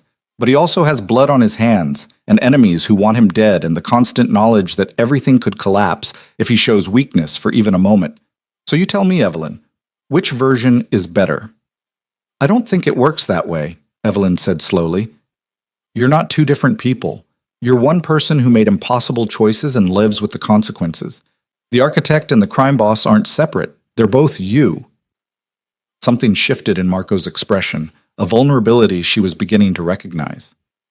"You're the first person who's ever said that. Everyone else wants me to be one thing or the other, the monster or the misunderstood anti-hero. But you see the whole picture." Their food arrived. Homemade ravioli and sauce that tasted like childhood and comfort, crusty bread still warm from the oven, salad dressed in oil and vinegar. They ate in companionable silence for a while, the restaurant filling up around them with families and couples and the beautiful ordinary chaos of a neighborhood institution. "Tell me about your writing," Marco said eventually. "You've spent 4 days learning about my world. I know almost nothing about yours beyond what a background check revealed." Evelyn felt herself tense. "There's not much to tell. I write articles that don't sell and short stories that get rejected and dream about publishing a novel someday if I can ever figure out what story I want to tell." "What do you write about?" "People who don't fit, who exist in the spaces between what society expects and who they actually are." But she pushed ravioli around her plate. "I wrote a story once about a woman who worked as a cleaner in an office building. Everyone who worked there ignored her, walked past her like she was furniture, had conversations in front of her like she wasn't even there. But she was actually brilliant, spoke 4 languages, had a doctorate in literature. She'd lost everything in a divorce and was rebuilding from nothing, and nobody saw her. They just saw the cleaning uniform." "What happened to her?" Marco asked. "She started leaving notes, tiny corrections to the work she saw in the trash bins and on desks, grammar errors, logical flaws in arguments, better solutions to problems. At first people thought they had a ghost. Then they realized it was the cleaner. Some of them got angry. How dare she presume to critique them? But one person, a junior analyst, started leaving her questions deliberately, problems he couldn't solve, and she'd leave answers. Eventually, he advocated for hiring her in an actual position, but she turned it down." "Why?" Evelyn smiled slightly, because she realized that being invisible gave her power. She could see how the whole company operated, understand power structures and relationships, gather information nobody guarded around her. She built a consulting business based on that intelligence, made more money advising competitors than she ever could have earned working there legitimately. That's your story? Marco's eyes were intent. The invisible woman who finds power in being overlooked? It got rejected 17 times. Editors said it was implausible that the premise didn't work, that nobody would believe someone could remain invisible that long or leverage it that effectively. Evelyn's voice was bitter. They couldn't imagine it because they've never been invisible. They've never felt what it's like to be in a room where nobody sees you. I'd like to read it, Marco said. The story. If you're willing to share it. The request caught her off guard. You actually want to read my writing? I want to understand how you see the world. Your writing is that window. Marco reached across the table, his fingers brushing hers. Everything I've shown you this week has been about letting you see me clearly. I'd like the same courtesy. That night, in her apartment while Claire slept, Evelyn emailed Marco the story. And then, because the dam had broken, she sent him 3 more. Stories about people existing in gray areas, making impossible choices, finding humanity in dark places. Stories that suddenly felt less like fiction and more like prophecy. Day 5 brought violence, sudden and brutal in the way Marco had warned her about. They were at a construction site, one of Marco's legitimate real estate developments, meeting with the site foreman about delays. The conversation was routine, almost boring, until a black SUV screeched into the lot and 4 men emerged with weapons. Everything happened so fast that Evelyn's mind struggled to process it. Marco's hand locked around her wrist, yanking her behind a concrete barrier as gunfire erupted. Vincent appeared from nowhere, returning fire with a handgun that seemed too large to be real. The construction workers scattered, screaming, glass shattered, metal pinged against steel beams. Marco's body covered hers, pressing her flat against cold concrete, his weight protecting her from the bullets that chewed through the site office and shattered equipment. She could smell gunpowder and his cologne and her own fear. His heart hammered against her back, steady despite the chaos. "Stay down," he commanded, his voice absolutely calm. "Don't move, don't look up, just breathe." More gunfire, shouting in Italian, the screech of tires, then silence, ringing and absolute. Marco pulled back slightly, checking her for injuries with quick, efficient hands. "Are you hurt? Did anything hit you?" Evelyn shook her head, unable to form words. Her entire body was shaking, adrenaline flooding her system in waves that made her vision blur at the edges. "Vincent," Marco called out. "I'm good, boss. They're gone. Hit 2 of them, but they dragged their wounded into the SUV and took off. Jersey plates, probably stolen." Marco helped Evelyn to her feet, his hands steady on her arms. "Look at me," he said firmly. "Evelyn, look at me." She focused on his face, a small cut on his cheek from flying debris, but otherwise unharmed. His eyes were dark and intense, holding her gaze like an anchor. "You're safe," he said. "You're safe, and I'm safe. And it's over. Just breathe." "They tried to kill you." Her voice came out raw. They came here to kill you." "They came here to send a message," Marco corrected. "If they'd wanted me dead, they would have used better shooters. This was intimidation, a warning from someone who thinks they can scare me into concessions." His jaw tightened. They chose poorly. Police arrived within minutes, too many of them for this to be normal response time, which suggested someone had called before the shooting started. Marco spoke with the detectives with absolute composure, giving statements that were technically truthful but revealed nothing useful. Construction site robbery gone wrong, random violence. No, he didn't recognize the attackers. Yes, he'd cooperate with any investigation. The detective, a tired-looking woman in her 40s, clearly didn't believe a word of it, but she also clearly knew better than to push. She took their statements, collected evidence, and left with a warning to be careful, Mr. DeLuca. Only when the police were gone, when the construction workers had been sent home and the site secured, did Marco's composure crack slightly. He paced the length of the site office, his movements tense with barely controlled fury. "The Moretti family," Vincent said. "Has to be. The timing, the location, the message, it's their style. And we've been cutting into their shipping operations for months. Find out for certain," Marco ordered, but quietly. "No retaliation until we're absolutely sure who ordered it. And Vincent, double security on all my properties. Triple it on my house and Evelyn's apartment." "My apartment?" Evelyn's voice was sharp. "Why my apartment?" Marco turned to her, and in his eyes she saw something that made her breath catch. Fear, raw and undisguised. Because they saw you. They saw me protecting you. And if they're smart, they've already started researching who you are and how they can use you against me. Welcome to the reality of being associated with Marco DeLuca, Evelyn. You just became a target. The weight of that settled over her like a physical thing. She'd understood intellectually that being with Marco meant danger, but understanding and experiencing were entirely different. Those bullets had been real. The men with weapons had been real, and the threat to her wasn't hypothetical anymore. I want to go home, she said quietly. Vincent will drive you. I'm putting a security detail on your building. No. Evelyn straightened her shoulders. I want to go home to process this, but I'm not running. I'm not ending the 7 days early. I said I wanted to see everything, and this is part of everything, but I need a few hours to breathe. Something like respect flickered across Marco's face. Vincent drives you. Security watches the building from a distance. They won't approach unless there's a threat. And tomorrow, if you still want to continue, I'll pick you up myself. But Evelyn, if you want to walk away now, I'll understand. This is more than I should have asked anyone to witness. Tomorrow, Evelyn confirmed. Pick me up tomorrow. The drive home was silent. Evelyn stared out the window, seeing the attack play over and over in her mind. The casual brutality of it, the way Marco's body had covered hers without hesitation, the absolute calm in his voice while bullets flew around them. Claire was at work when Evelyn entered the apartment, which was a mercy.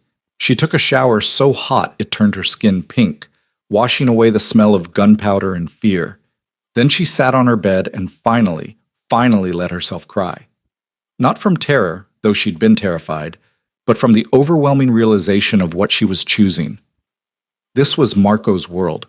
Violence and danger, and the constant knowledge that someone might try to kill you for business reasons. This was what it meant to be his, to stand at his side, to accept what he offered. And the terrifying part wasn't that she wanted to run away. The terrifying part was that she still wanted to stay. Her phone buzzed with a text from an unknown number. I read your stories. The invisible woman found power in being overlooked. You find truth in spaces most people ignore. You'd have made an extraordinary journalist if the world had let you. M. A second text followed immediately. If you decide tomorrow that this is too much, I'll understand. But I hope you don't. I hope you're brave enough to see all 7 days. Because I think you're the first person who might actually understand why I built this empire and what it costs to maintain it. Evelyn stared at the messages for a long time. Then she typed a reply. Tomorrow, 8 a.m. I'll be ready. His response came within seconds. Tomorrow. And Evelyn? Thank you for not running today. Most people would have. She fell asleep with her phone in her hand, Marco's words the last thing she read, and dreamed of bullets and concrete and the weight of his body protecting hers while the world exploded around them. Day 6 began with a knock on her door at 7:30. Evelyn opened it to find Marco himself standing in the hallway, not Vincent, not a driver. Marco, in jeans and a sweater, looking almost normal except for the alertness in his eyes and the way he scanned the hallway before meeting her gaze. I said I'd pick you up myself, he said simply. Ready? Evelyn grabbed her coat. Where are we going? Somewhere quiet. Somewhere safe. Somewhere I can show you what this all means without guns or negotiations or performances. Marco offered his hand. I want to show you what I'm actually building, Evelyn. Not the empire or the illegal operations or the territory. The legacy. They drove north, out of the city, into suburbs that gradually gave way to rural Massachusetts. An hour from Boston, Marco turned down a private drive that led to a property under construction. Not luxury condos or commercial real estate, but something entirely different. A community center, medical clinic, after-school programs, housing for low-income families, all built with clean lines and thoughtful architecture, all designed with the same care Marco brought to his luxury developments. This is where the money goes, Marco said as they walked the construction site. Not all of it. I'm not a saint, and I do take profit. But a percentage of everything I earn, legal and illegal, gets funneled here. To projects like this, places that serve people the system ignores. Evelyn stared at the half-built structures, understanding dawning. This is your architecture, your designs. Everything I never got to build professionally. Marco's voice was quiet. I hire real architects to handle the technical work and permits, but the concepts, the designs, the vision, that's mine. This is what I meant when I said I wanted to build something that lasts. Not just warehouses and shipping routes, but actual good, actual help for people who need it. Why hide it? Evelyn asked. Why not publicize this? Use it to show you're not just a criminal. Because the moment I publicize it, it becomes about me instead of about them. It becomes PR instead of genuine help. And because the people I serve don't care about my reputation, they care about having a doctor who doesn't charge $300 for a visit, or affordable housing that doesn't come with rats and broken heat, or a safe place for their kids after school. Marco gestured to the buildings. This is selfish, Evelyn. Don't mistake it for altruism. I'm building this because I need to believe I'm more than just a criminal, because my mother's memory deserves better than just her son who built an empire on broken laws. They spent hours there, Marco explaining every design choice, every accommodation for accessibility, every element meant to serve rather than impress. Evelyn watched him transform, the crime boss falling away to reveal the architect he'd never gotten to be. The builder who understood that real power wasn't control over territory, but the ability to create spaces where people could thrive. This is what I'm offering you, Marco said, as they stood in what would become the medical clinic's lobby. Not just money or security or protection from your debts, but this, purpose, the chance to be part of building something that matters. I need someone who can tell these stories, who can document what we're doing, who can ensure that long after I'm gone, this legacy continues. Someone who sees the whole picture, the crime and the architecture, the violence and the healing, and can hold both truths at once. You want me to be your chronicler, Evelyn realized. To write the truth about Marco De Luca. I want you to be my partner, Marco corrected. In everything, the empire and the legacy, the darkness and the light. Someone who chooses this with full knowledge of what it costs and what it creates. Someone who's brave enough to stand in the gray areas with me. Evelyn looked at the construction around them, at the vision taking shape in steel and concrete, and felt something settle into place in her chest. This was the missing piece. This was why Marco had spent 7 days showing her everything, not to seduce her or intimidate her, but to give her the complete truth so she could make an informed choice. One more day, she said. You promised me 7 days. I want to see all of it before I answer. Marco nodded, understanding in his eyes. Tomorrow, the 7th day. I'll show you the cost, the real cost. And then you decide. The 7th day began with a phone call at 3 a.m.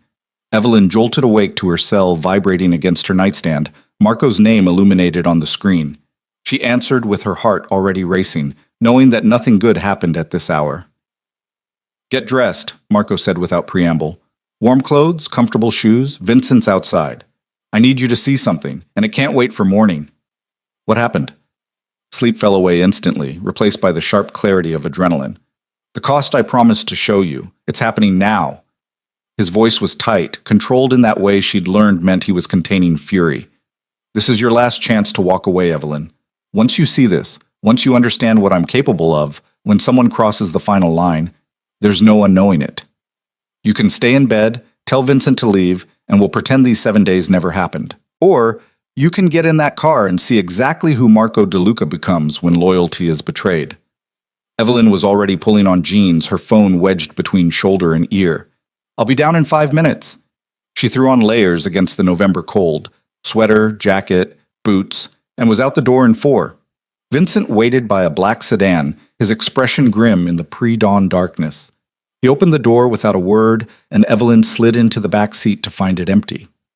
No Marco, just her and Vincent and the weight of whatever was coming. They drove in silence through Boston's sleeping streets, heading toward the waterfront. The city looked different at this hour, stripped of its daytime pretense, raw and honest in its emptiness. Vincent navigated through industrial areas until they reached a warehouse Evelyn didn't recognize, isolated at the end of a pier with water on 3 sides and only one road in or out. Security was heavy, men she recognized from Marco's detail stationed at intervals, all armed, all alert. Vincent led her inside through a side entrance, down a corridor that smelled of salt water and diesel, into a large open space that had been cleared of everything except a single chair bolted to the floor in the center.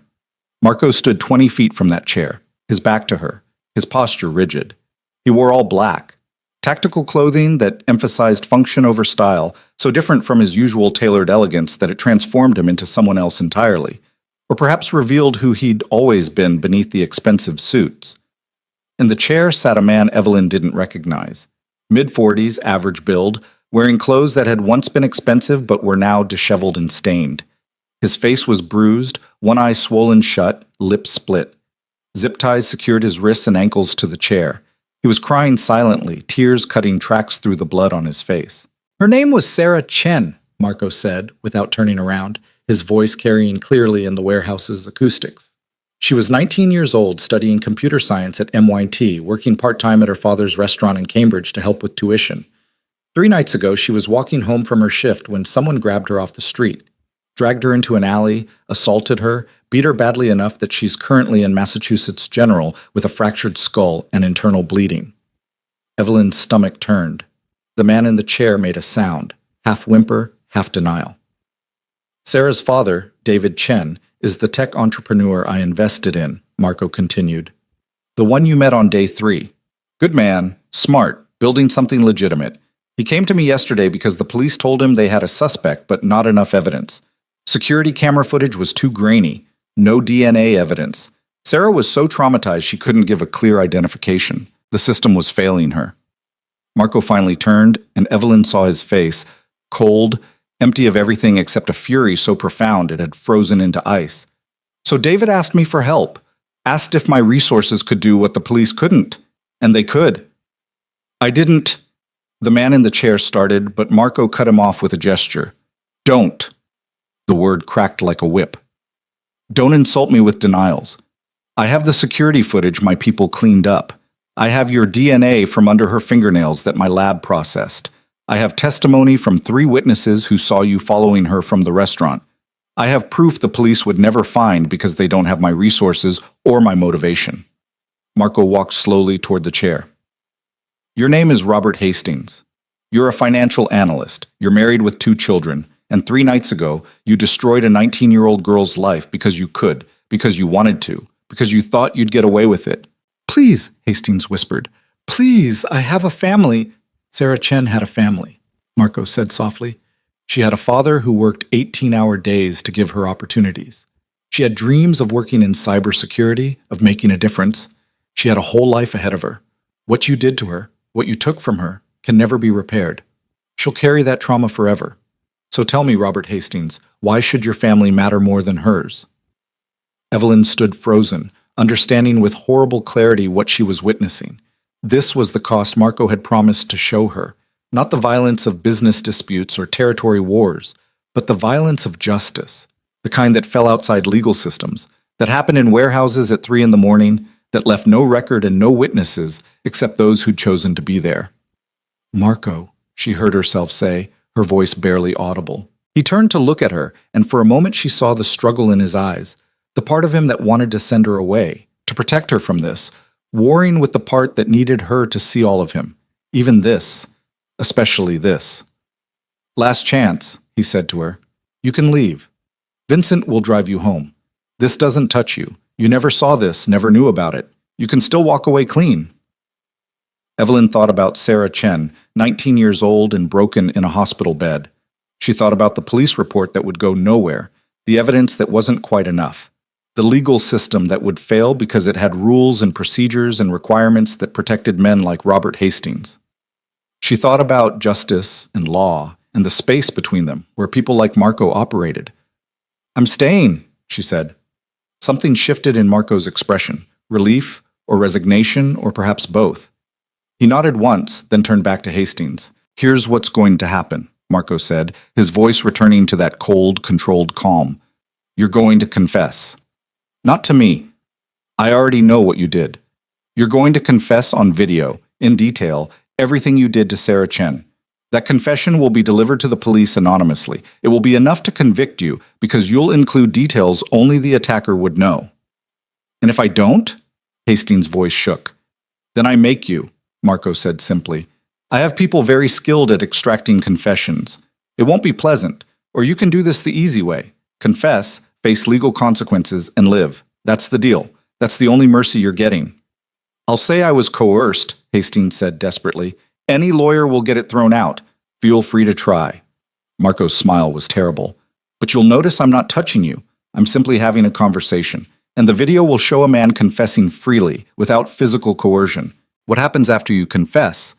How you explain it to your lawyers and your wife and your children, that's your problem. But Robert Hastings, you will confess to what you did, or you won't leave this warehouse walking. Vincent set up a camera on a tripod, professional equipment that would record high-quality video and audio. Marco stepped back, giving Hastings clear frame, and nodded. It took 30 minutes. Hastings tried to resist, tried to negotiate, tried to find a way out that didn't exist. But Marco's patience was infinite and absolute. He simply waited, letting the silence and the situation and Hastings' own fear do the work. Finally, broken and sobbing, Hastings confessed. He described the assault in horrifying detail, admitted to following Sarah from the restaurant, acknowledged that she'd fought and he'd overpowered her. Every word was captured in high definition. When it was finished, Marco turned off the camera. Vincent, call Detective Morrison at BPD. Anonymous tip about Robert Hastings. Make sure they find him somewhere public, somewhere that won't raise questions about how he ended up there. And get that video to the news stations. I want this conviction airtight. What about him? Vincent gestured to Hastings. Clean him up. Leave him on the steps of his own house with his wallet and keys and no memory of how he got there. Let him wake up tomorrow and spend the rest of his life wondering if this was real or a nightmare, right up until the police knock on his door with an arrest warrant. Marco's voice was empty of emotion. He gets to face legal justice. That's more mercy than he deserves. Hastings was removed by two of Marco's men, still crying, still protesting.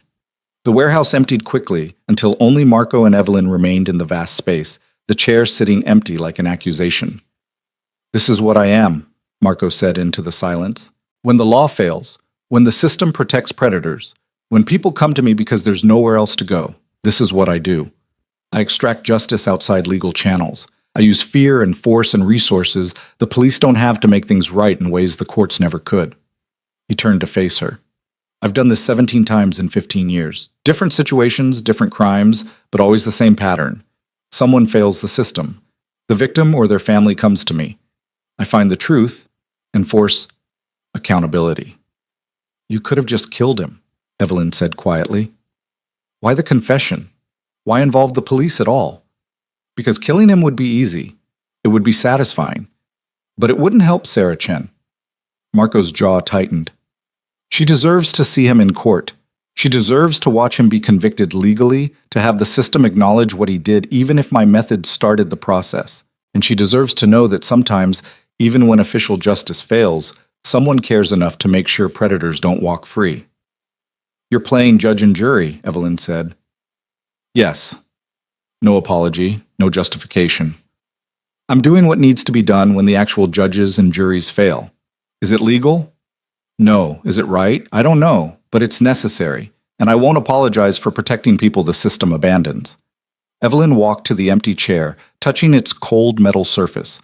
7 days ago, she'd been a struggling writer drowning in debt, invisible to everyone around her. Now she stood in a warehouse at dawn, having witnessed extrajudicial justice, understanding that the man offering her everything was capable of this, capable of torture if necessary, capable of extracting confessions through fear, capable of operating entirely outside the law when he believed the cause was just. The 7 days are over, Marco said behind her. You've seen everything. The legitimate business and the criminal empire, the architecture and the violence, the community centers and the warehouses where I make people confess to crimes. You know what I offer and what it costs. You know who I am when the masks come off. His voice was rough. So decide, Evelyn Moore. All in or walk away. But decide now. And mean it. Evelyn turned to face him, this complicated, dangerous man who'd shown her truth without flinching. You said I could leave any time, that the moment I wanted out, you'd let me go. Yes, Marco confirmed. No consequences, no retaliation, just gone.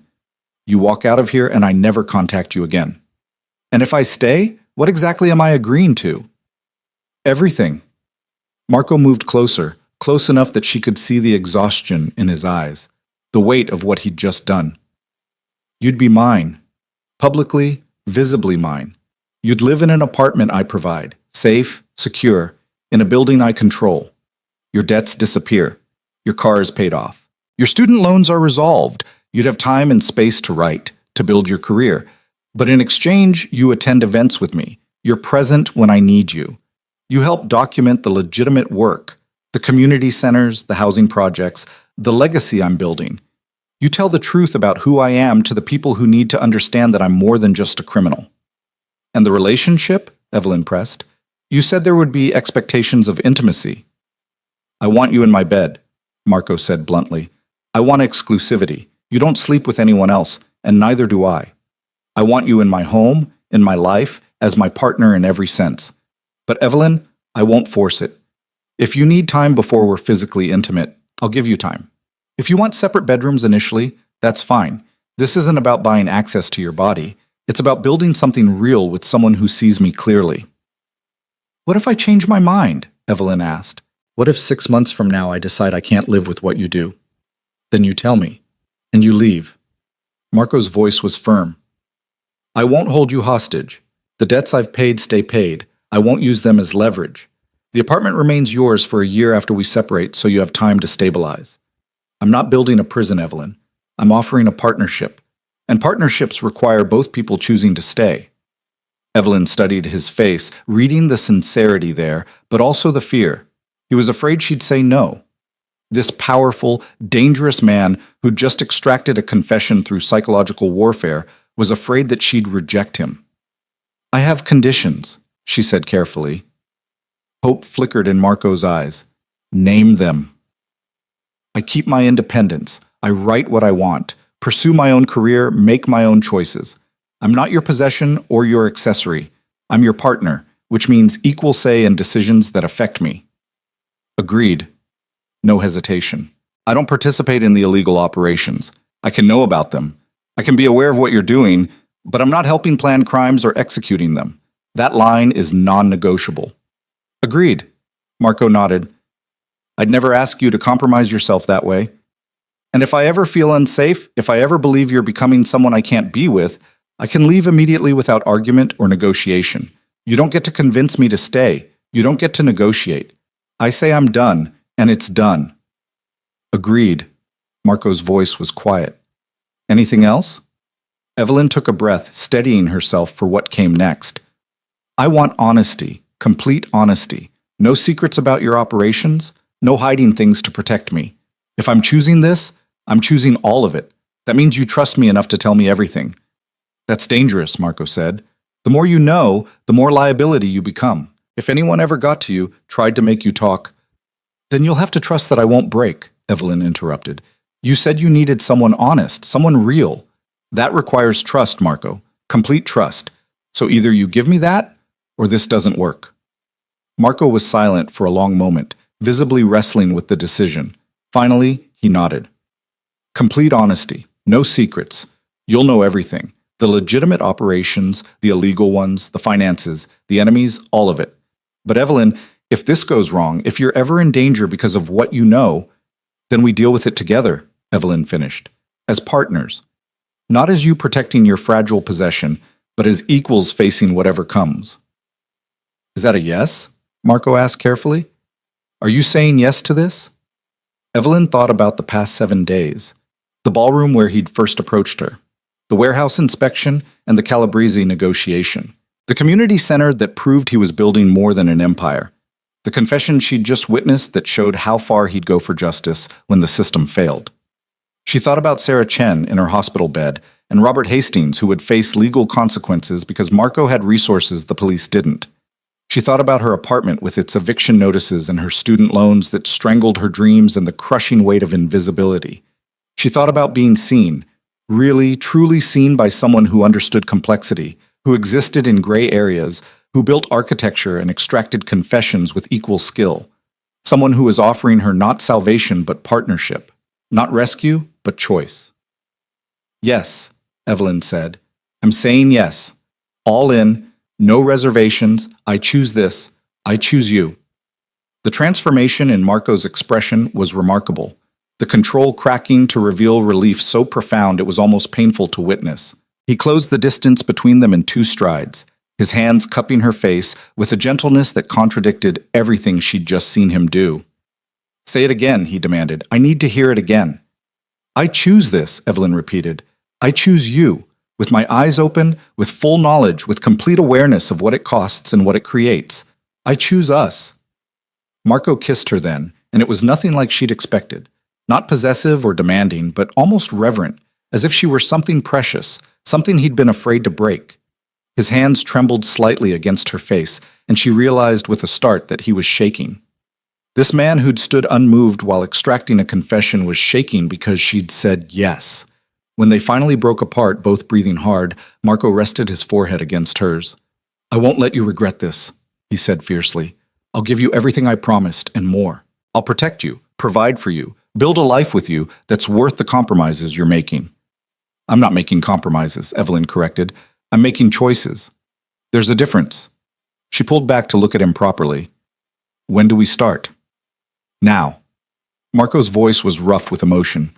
"Right now. Vincent will drive you home to pack what you need. I'll have movers handle the rest tomorrow. Your apartment, the one I'm providing, it's in the building I showed you on day 2, top floor, city views, security in the lobby. It's been ready since day 3. You were that confident I'd say yes? No." Marco's smile was self-deprecating. "I was that hopeful, and that prepared for either outcome. If you'd said no, the apartment would have gone to someone else on my payroll, but I wanted it ready in case you chose me." They left the warehouse as dawn broke properly over Boston, painting the sky in shades of rose and gold. Vincent drove them to Evelyn's apartment in Somerville, where Claire was just waking up for an early shift. Evelyn packed quickly while Marco waited in the car, clothes, laptop, the few personal items that mattered.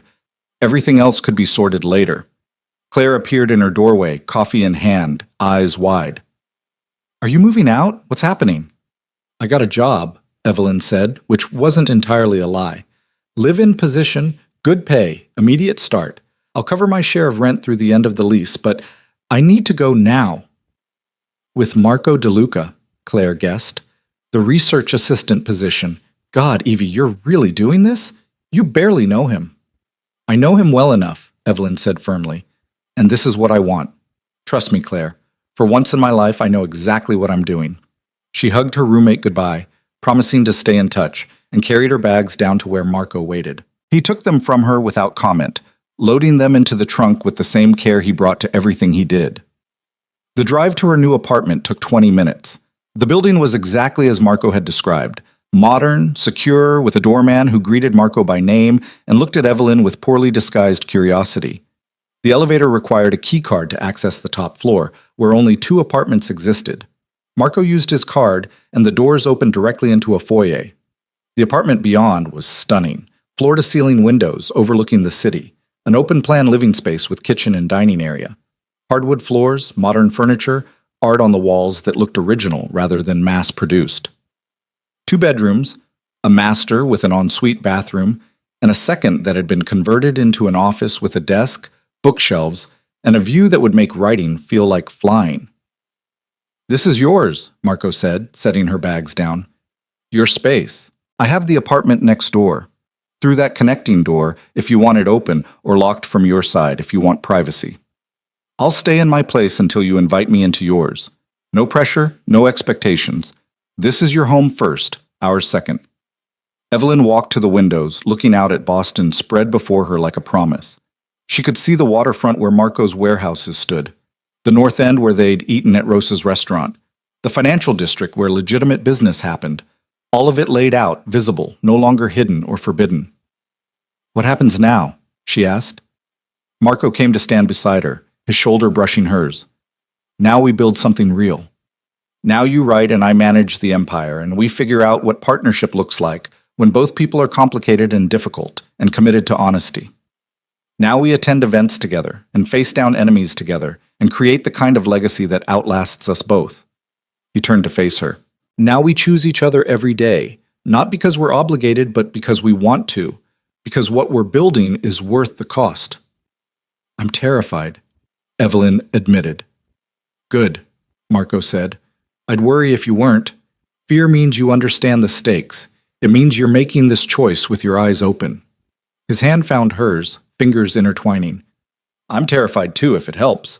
I've built an empire and faced down rivals and survived attempts on my life, but trusting someone completely? Letting someone see all of me? That's more frightening than any enemy. They stood at the window as morning light filled the apartment. Two complicated people who'd found each other across a ballroom and decided to build something together in the gray areas between legal and illegal, right and wrong, safety and danger. It wasn't a fairy tale.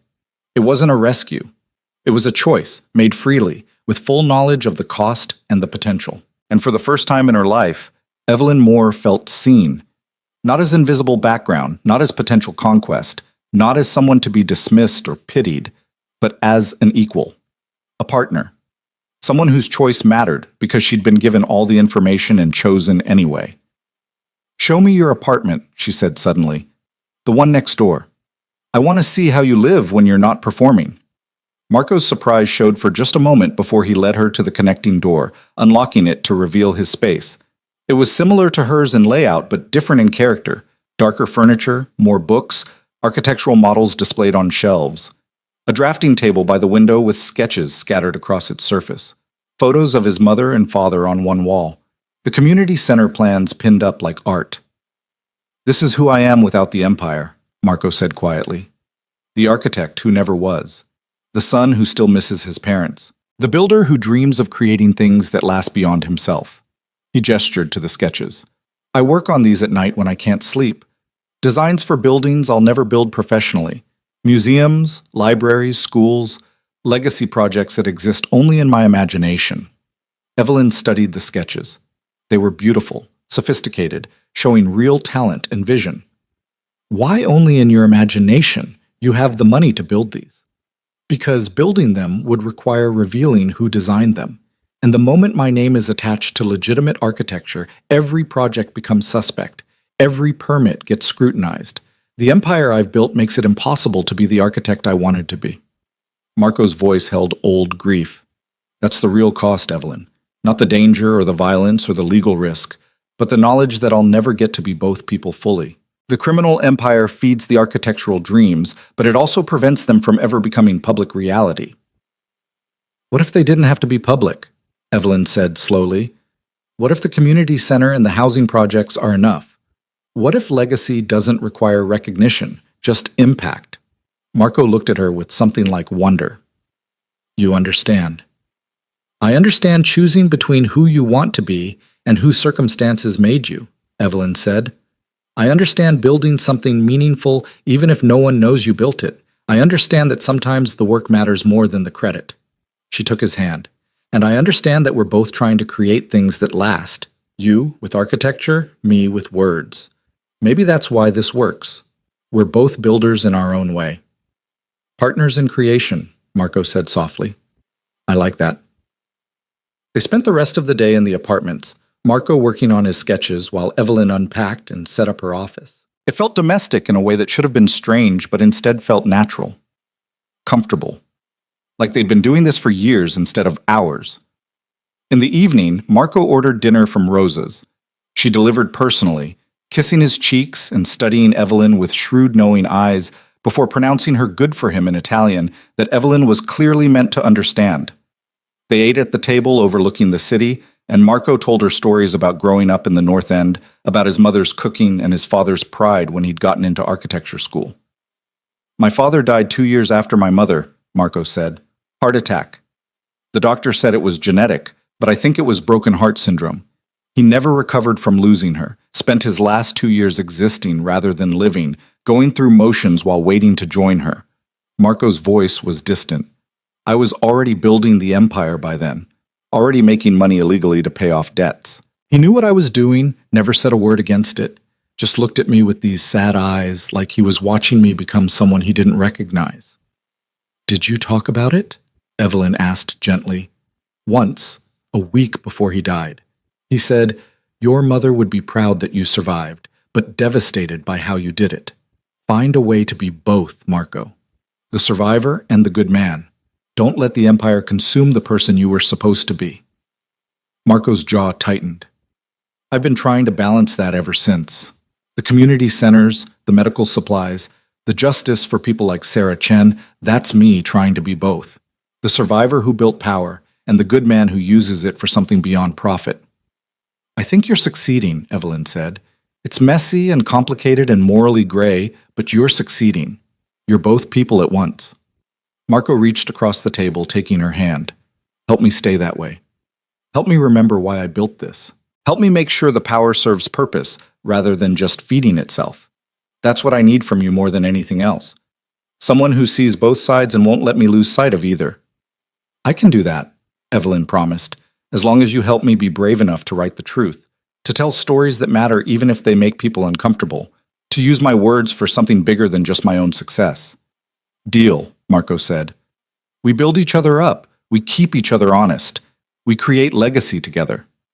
They clinked wine glasses on it, sealing the agreement with a gesture that felt more binding than any legal contract. This was their foundation: honesty, partnership, mutual creation. Everything else would flow from these principles. That night, Evelyn slept in her new bedroom with its city views and comfortable bed, the connecting door to Marco's apartment unlocked but not opened. She could hear him moving around in his space, the sound of water running, music playing softly, the comfortable sounds of someone settling in for the night. It was intimate without being intrusive, present without being demanding. She fell asleep feeling safe for the first time in years, knowing that tomorrow would bring new challenges and complications, but also knowing she wasn't facing them alone anymore. She'd made her choice. She'd said yes. And whatever came next, they would handle it together. In the gray areas between right and wrong, between legal and illegal, between safety and danger, Evelyn Moore and Marco DeLuca had found each other. And they were building something that might just last. 3 months passed in a rhythm that felt simultaneously foreign and familiar. Evelyn settled into her new life with Marco like stepping into water. Initial shock giving way to adjustment, then comfort, then the realization that she couldn't imagine existing any other way. The apartment became truly hers as she filled the office with books and plants, as her writing spread across the desk in organized chaos, as morning coffee at the window watching the city wake became ritual rather than novelty. Marco kept his promise about the connecting door. He never pushed, never demanded, never assumed access to her space was his right. Some nights they cooked dinner together in his kitchen, talking about architecture and story structure and the weird parallel between building empires and building narratives. Other nights they stayed separate, comfortable in their independence, knowing the other person was close but respecting the boundary. The physical intimacy came gradually, naturally, without the transaction she'd half feared. A kiss goodnight that lingered, his hand at the small of her back becoming familiar, wanted.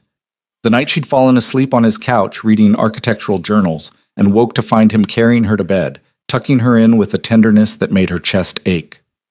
Small moments accumulating until the night she knocked on the connecting door and asked, "Can I stay with you tonight?" And he'd simply opened his arms in answer. Making love with Marco was revelation and confirmation in equal measure. He approached it the way he approached everything, with absolute focus, careful attention to detail, genuine interest in her pleasure as much as his own. But beneath the skill was vulnerability, the same fear she'd seen in the warehouse when he'd waited for her answer.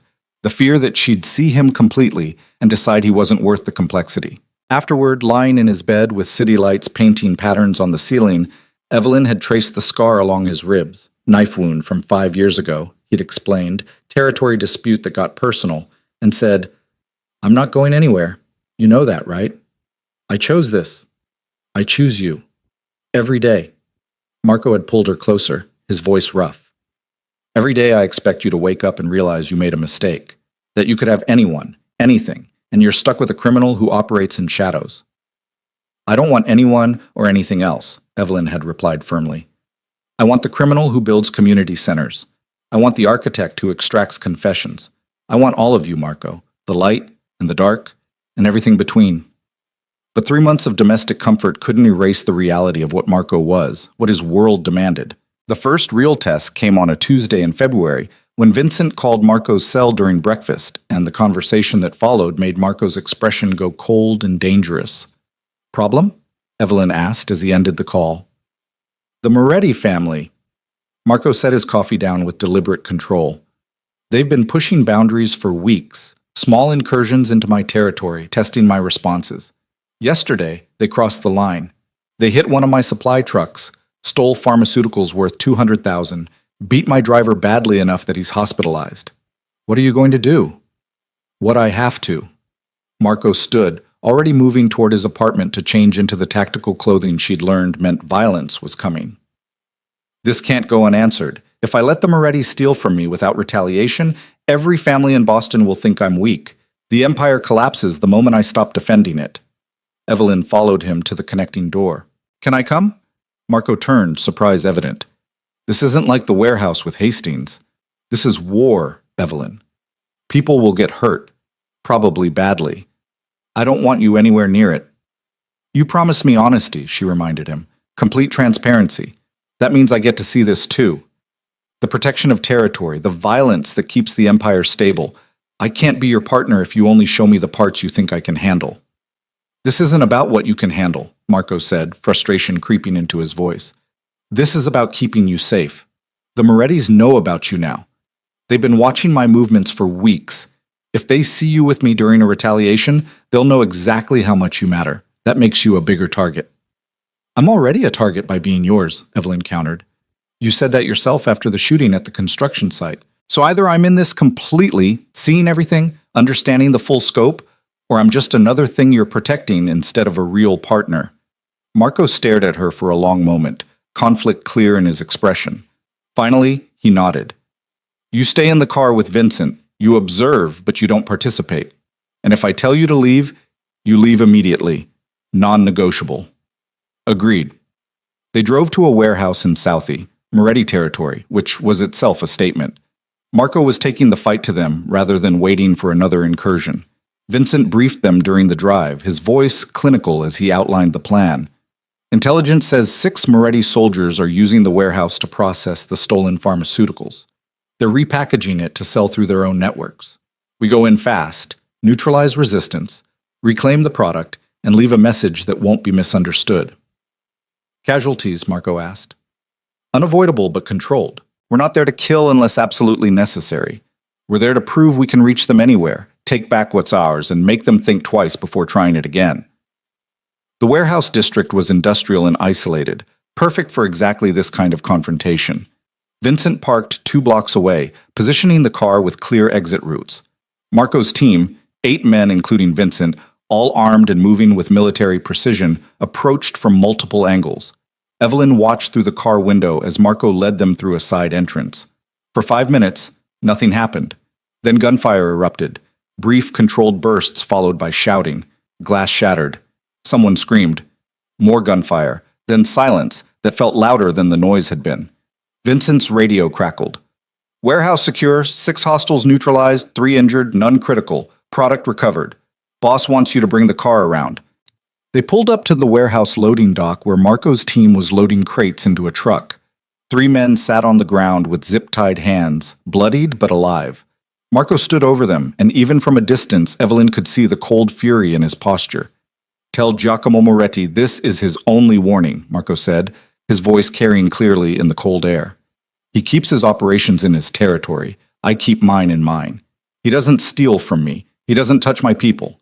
He doesn't test my patience. The next time he crosses these lines, I don't send people to hospitals. I send them to morgues. Am I clear? The 3 men nodded frantically, fear evident in their faces. Good. Vincent, cut them loose in an hour. Give them time to think about the choices that led here. Marco turned away, spotting Evelyn in the car. Something in his expression shifted, the cold enforcer giving way briefly to the man who'd made love to her that morning, who'd sketched buildings at his drafting table, who'd quoted poetry over breakfast. He climbed into the car, blood on his knuckles, dirt on his clothes, looking every inch the crime boss who'd just reclaimed stolen property through force. But when he met Evelyn's eyes, she saw the question there. The fear that this would be too much, that seeing him like this would change everything. Are you hurt? She asked. No, minor scuffle, nothing serious. His voice was carefully neutral. You saw enough? I saw you protecting what's yours, Evelyn said. I saw you showing restraint when you could have been brutal. I saw you giving a warning when you could have just eliminated the problem. I saw exactly what you told me I'd see, calculated violence in service of stability. And you're okay with that? Marco's voice was almost hesitant. I'm okay with you, Evelyn corrected. All of you. including this part. She reached over, taking his bloodied hand in hers. Drive us home, Vincent. We're done here. The ride home was quiet, Marco cleaning blood from his knuckles with a handkerchief, Evelyn watching the city pass outside the window. When they reached their building, Marco started toward his apartment, but Evelyn caught his hand. My place tonight, she said firmly. Shower, clean clothes, then I want you to show me the new sketches you've been working on. The museum design. I saw it on your desk yesterday, and it looked beautiful. The gratitude in his eyes was profound. This was what partnership meant. Not flinching from the violence, but also not letting it define him completely. Reminding him that he was more than the enforcer, more than the crime boss, more than the man who'd just reclaimed stolen property through force. They spent the evening exactly as she'd suggested. Marco showering away the warehouse, changing into comfortable clothes, spreading his museum sketches across her dining table, while explaining his vision for a space that would bring world-class art to neighborhoods that never saw it. The violence of the afternoon faded into context rather than definition, another piece of the complicated whole that was Marco DeLuca. Spring came to Boston with the sudden intensity it always did, winter releasing its grip overnight to reveal a city blooming with possibility.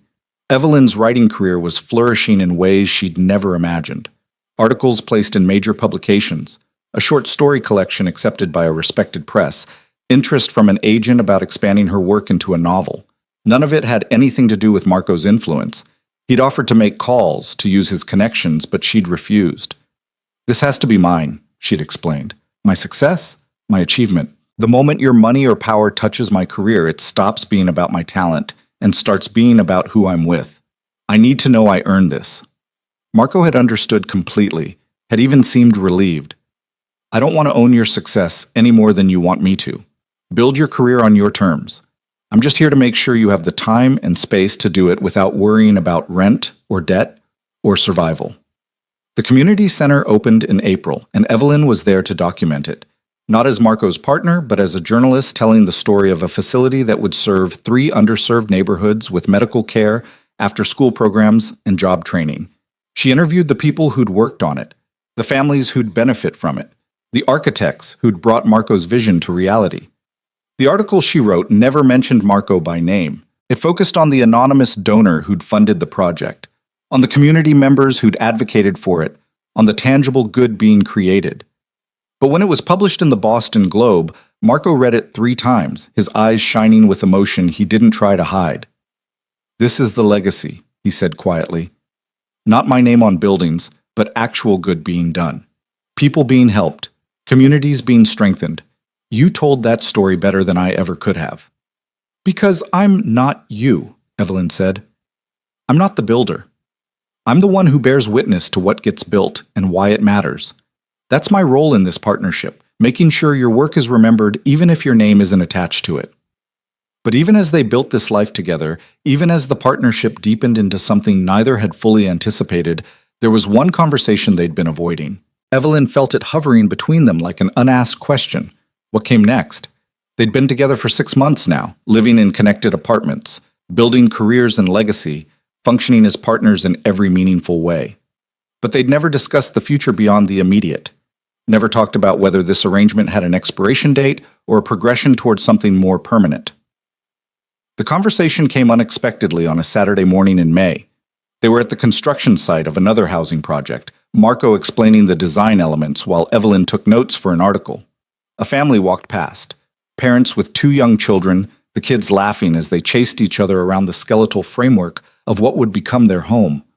Marco watched them with an expression Evelyn couldn't quite read. Do you want children? He asked suddenly. The question caught her off guard. I haven't really thought about it. Maybe someday. You? I always assumed I wouldn't, Marco said slowly. That bringing children into this world, my world, would be selfish, dangerous, unfair to them. He paused. But watching you with the kids at the community center opening, seeing how you talked to them, how they responded to you, it made me wonder what kind of mother you'd be. What kind of family we could build if we wanted to. Evelyn's heart was pounding. Marco, are you asking? I'm asking what you want, he interrupted. Not what you think I want or what makes sense given our circumstances. What do you actually want for your future, Evelyn? For our future. She took a breath, finding her courage. I want what we have, but more of it. More permanence, more commitment, more certainty that this isn't temporary. I want to know that when we build these projects, when we create this legacy, we're building it together for the long term. Not just as partners in a business arrangement, but as what? Marco pressed gently. As people who've chosen to build a life together, Evelyn finished. As equals who love each other and want to create something that lasts beyond either of us individually. Marco pulled her close, his hand finding her face with that familiar tenderness. I fell in love with you the night we met, he said quietly. The moment you called me a stalker and challenged me instead of simpering. I've been in love with you through every day since, watching you write, watching you stand your ground, watching you see all of me and choose to stay anyway. I should have said it sooner, should have been brave enough to tell you that this stopped being an arrangement months ago and became something real. I love you too, Evelyn said, the words feeling both momentous and natural. I love the architect and the criminal. I love the man who builds community centers and the man who extracts justice. I love all of you, Marco. Completely. They kissed there in the construction site, surrounded by the skeleton of something being built, and it felt like sealing a promise. This was their foundation, love built on honesty, partnership built on choice, a future constructed deliberately by two people who understood exactly what they were creating together. That evening, Marco cooked dinner in his apartment, real cooking, from scratch, the kind his mother had taught him. Evelyn watched from the counter, sipping wine, listening to him talk about the recipes he'd grown up with, the Sunday dinners at Rosa's, the traditions he wanted to preserve even though the world he'd built was so different from the one his parents had known. After dinner, he led her to the living room where he'd set up his drafting table with a new sketch spread across it. But this wasn't a building.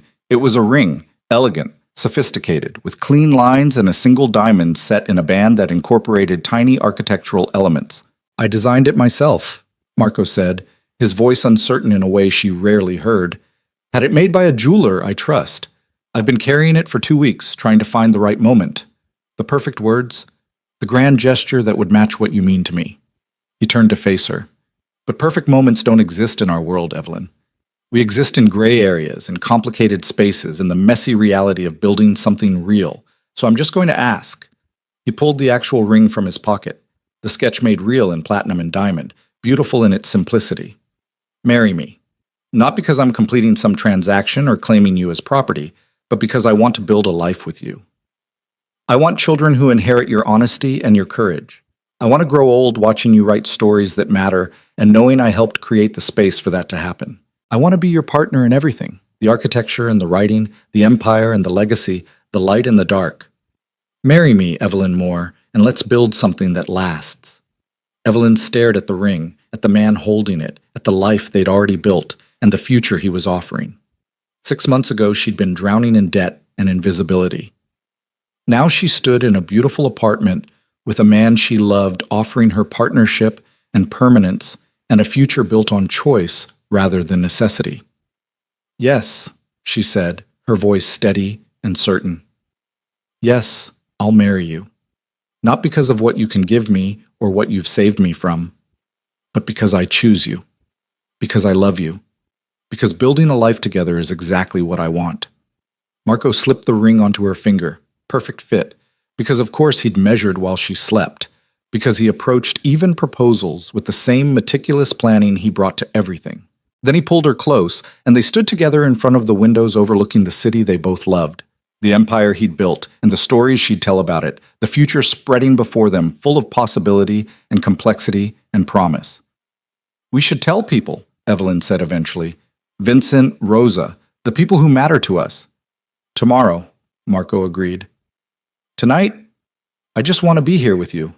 No empire, no obligations, just us. They spent the night exactly as he'd suggested, cooking together, talking about wedding plans and future projects, making love with the new certainty of commitment, falling asleep tangled together in Evelyn's bed with the ring catching city light on her finger. The wedding happened 3 months later in late August, small and private in keeping with who they were. Rosa's restaurant closed to the public for the evening, transformed with flowers and candlelight. Vincent stood as Marco's best man, Claire as Evelyn's maid of honor despite her continued confusion about the relationship. A judge who owed Marco several favors performed the ceremony without asking too many questions about the groom's business interests. Evelyn wore a simple dress in ivory silk, elegant and understated. Marco wore a black suit that emphasized the classical lines of his face, his eyes never leaving hers throughout the ceremony. When the judge asked if they took each other, their responses were simultaneous and certain. When they kissed as husband and wife, the small gathering applauded and Evelyn felt something settle into place. The final piece of a life built deliberately, chosen consciously, created together. The reception was exactly what they'd wanted. Good food, better wine, people they actually cared about rather than society obligations. Rosa cried and called them both her children. Vincent gave a toast about watching Marco build an empire and seeing him finally find someone who made him want to build something more than power. Claire pulled Evelyn aside and demanded to know how she'd gotten so lucky. "It's not luck," Evelyn said, watching Marco across the room talking with Rosa's grandson about architecture. "It's choice. Every single day we choose each other. We choose honesty over comfortable lies. We choose partnership over possession. We choose to build something together knowing it's complicated and difficult and worth it." "You really love him," Claire said wonderingly. "The crime boss with the sketchy business? You actually love him." "I love all of him," Evelyn corrected. "The crime boss and the architect, the man who operates outside the law and the man who builds community centers, the enforcer and the designer. He's not one thing, Claire. None of us are. And he loves all of me, the struggling writer and the successful one, the uncertain and the confident, every version of who I am and who I'm becoming." Later, when the party had wound down and the guests had departed, Marco and Evelyn walked along the waterfront where it had all begun, past the warehouses where he'd shown her his operations, past the docks where legitimate and illegal commerce intertwined, past the construction sites that would become housing and medical centers and legacy projects that bore no name but served real need. "Regrets?" Marco asked, his arm around her waist. "None," Evelyn said firmly. "Not one single moment. You?" "Only that I didn't find you sooner," Marco admitted. "All those years building the empire alone, thinking power was enough. If I'd known you existed, I'd have searched every ballroom in Boston until I found you." "You found me when we both needed it," Evelyn said. "Any earlier and I wouldn't have been ready. I needed to be invisible long enough to understand what being seen really meant. I needed to struggle enough to appreciate what partnership offers. I needed to be lost enough to choose the path we're building together." They stood at the water's edge as the sun set over Boston, painting the sky in shades of copper and crimson. In the distance, the city they both loved sprawled across the landscape, Marco's empire woven into its infrastructure, Evelyn's words beginning to document its hidden histories, their shared legacy taking shape in concrete and story. "What happens now?" Marco asked. Evelyn smiled. "Now we live. We build. We create. We face whatever comes knowing we're facing it together." She turned to face him, this complicated, dangerous man who'd offered her honesty instead of pretty lies, partnership instead of possession, choice instead of obligation. "Now we prove that what we've built lasts, that love and legacy can coexist with empire and pragmatism, that two people choosing each other every day can create something more powerful than either could build alone." "Together," Marco agreed, pulling her close. "Together," Evelyn confirmed. They kissed as husband and wife, as partners in crime and creation, as two people who'd found each other across impossible circumstances and built something real in the gray areas between right and wrong. Behind them, the city glittered with evening lights. Before them, the harbor stretched toward horizons they'd explore together. And between them, love and choice and commitment formed a foundation strong enough to support whatever they built next. A year later, Evelyn published her first novel, a story about invisible people finding power, about complicated choices made in moral gray areas, about building legacy despite operating outside conventional systems. It became a bestseller, praised for its unflinching examination of how people survive and thrive in spaces between legal and illegal, right and wrong, safety and danger. Critics never knew the novel was semi-autobiographical, never understood that the crime boss who built community centers was based on reality, never realized that the partnership at the story's heart reflected the one Evelyn lived every day. She accepted awards and gave interviews and built a literary career on her own merit, never mentioning the husband who'd created the space for her success or the empire that funded the legacy projects she wrote about. Marco continued building too.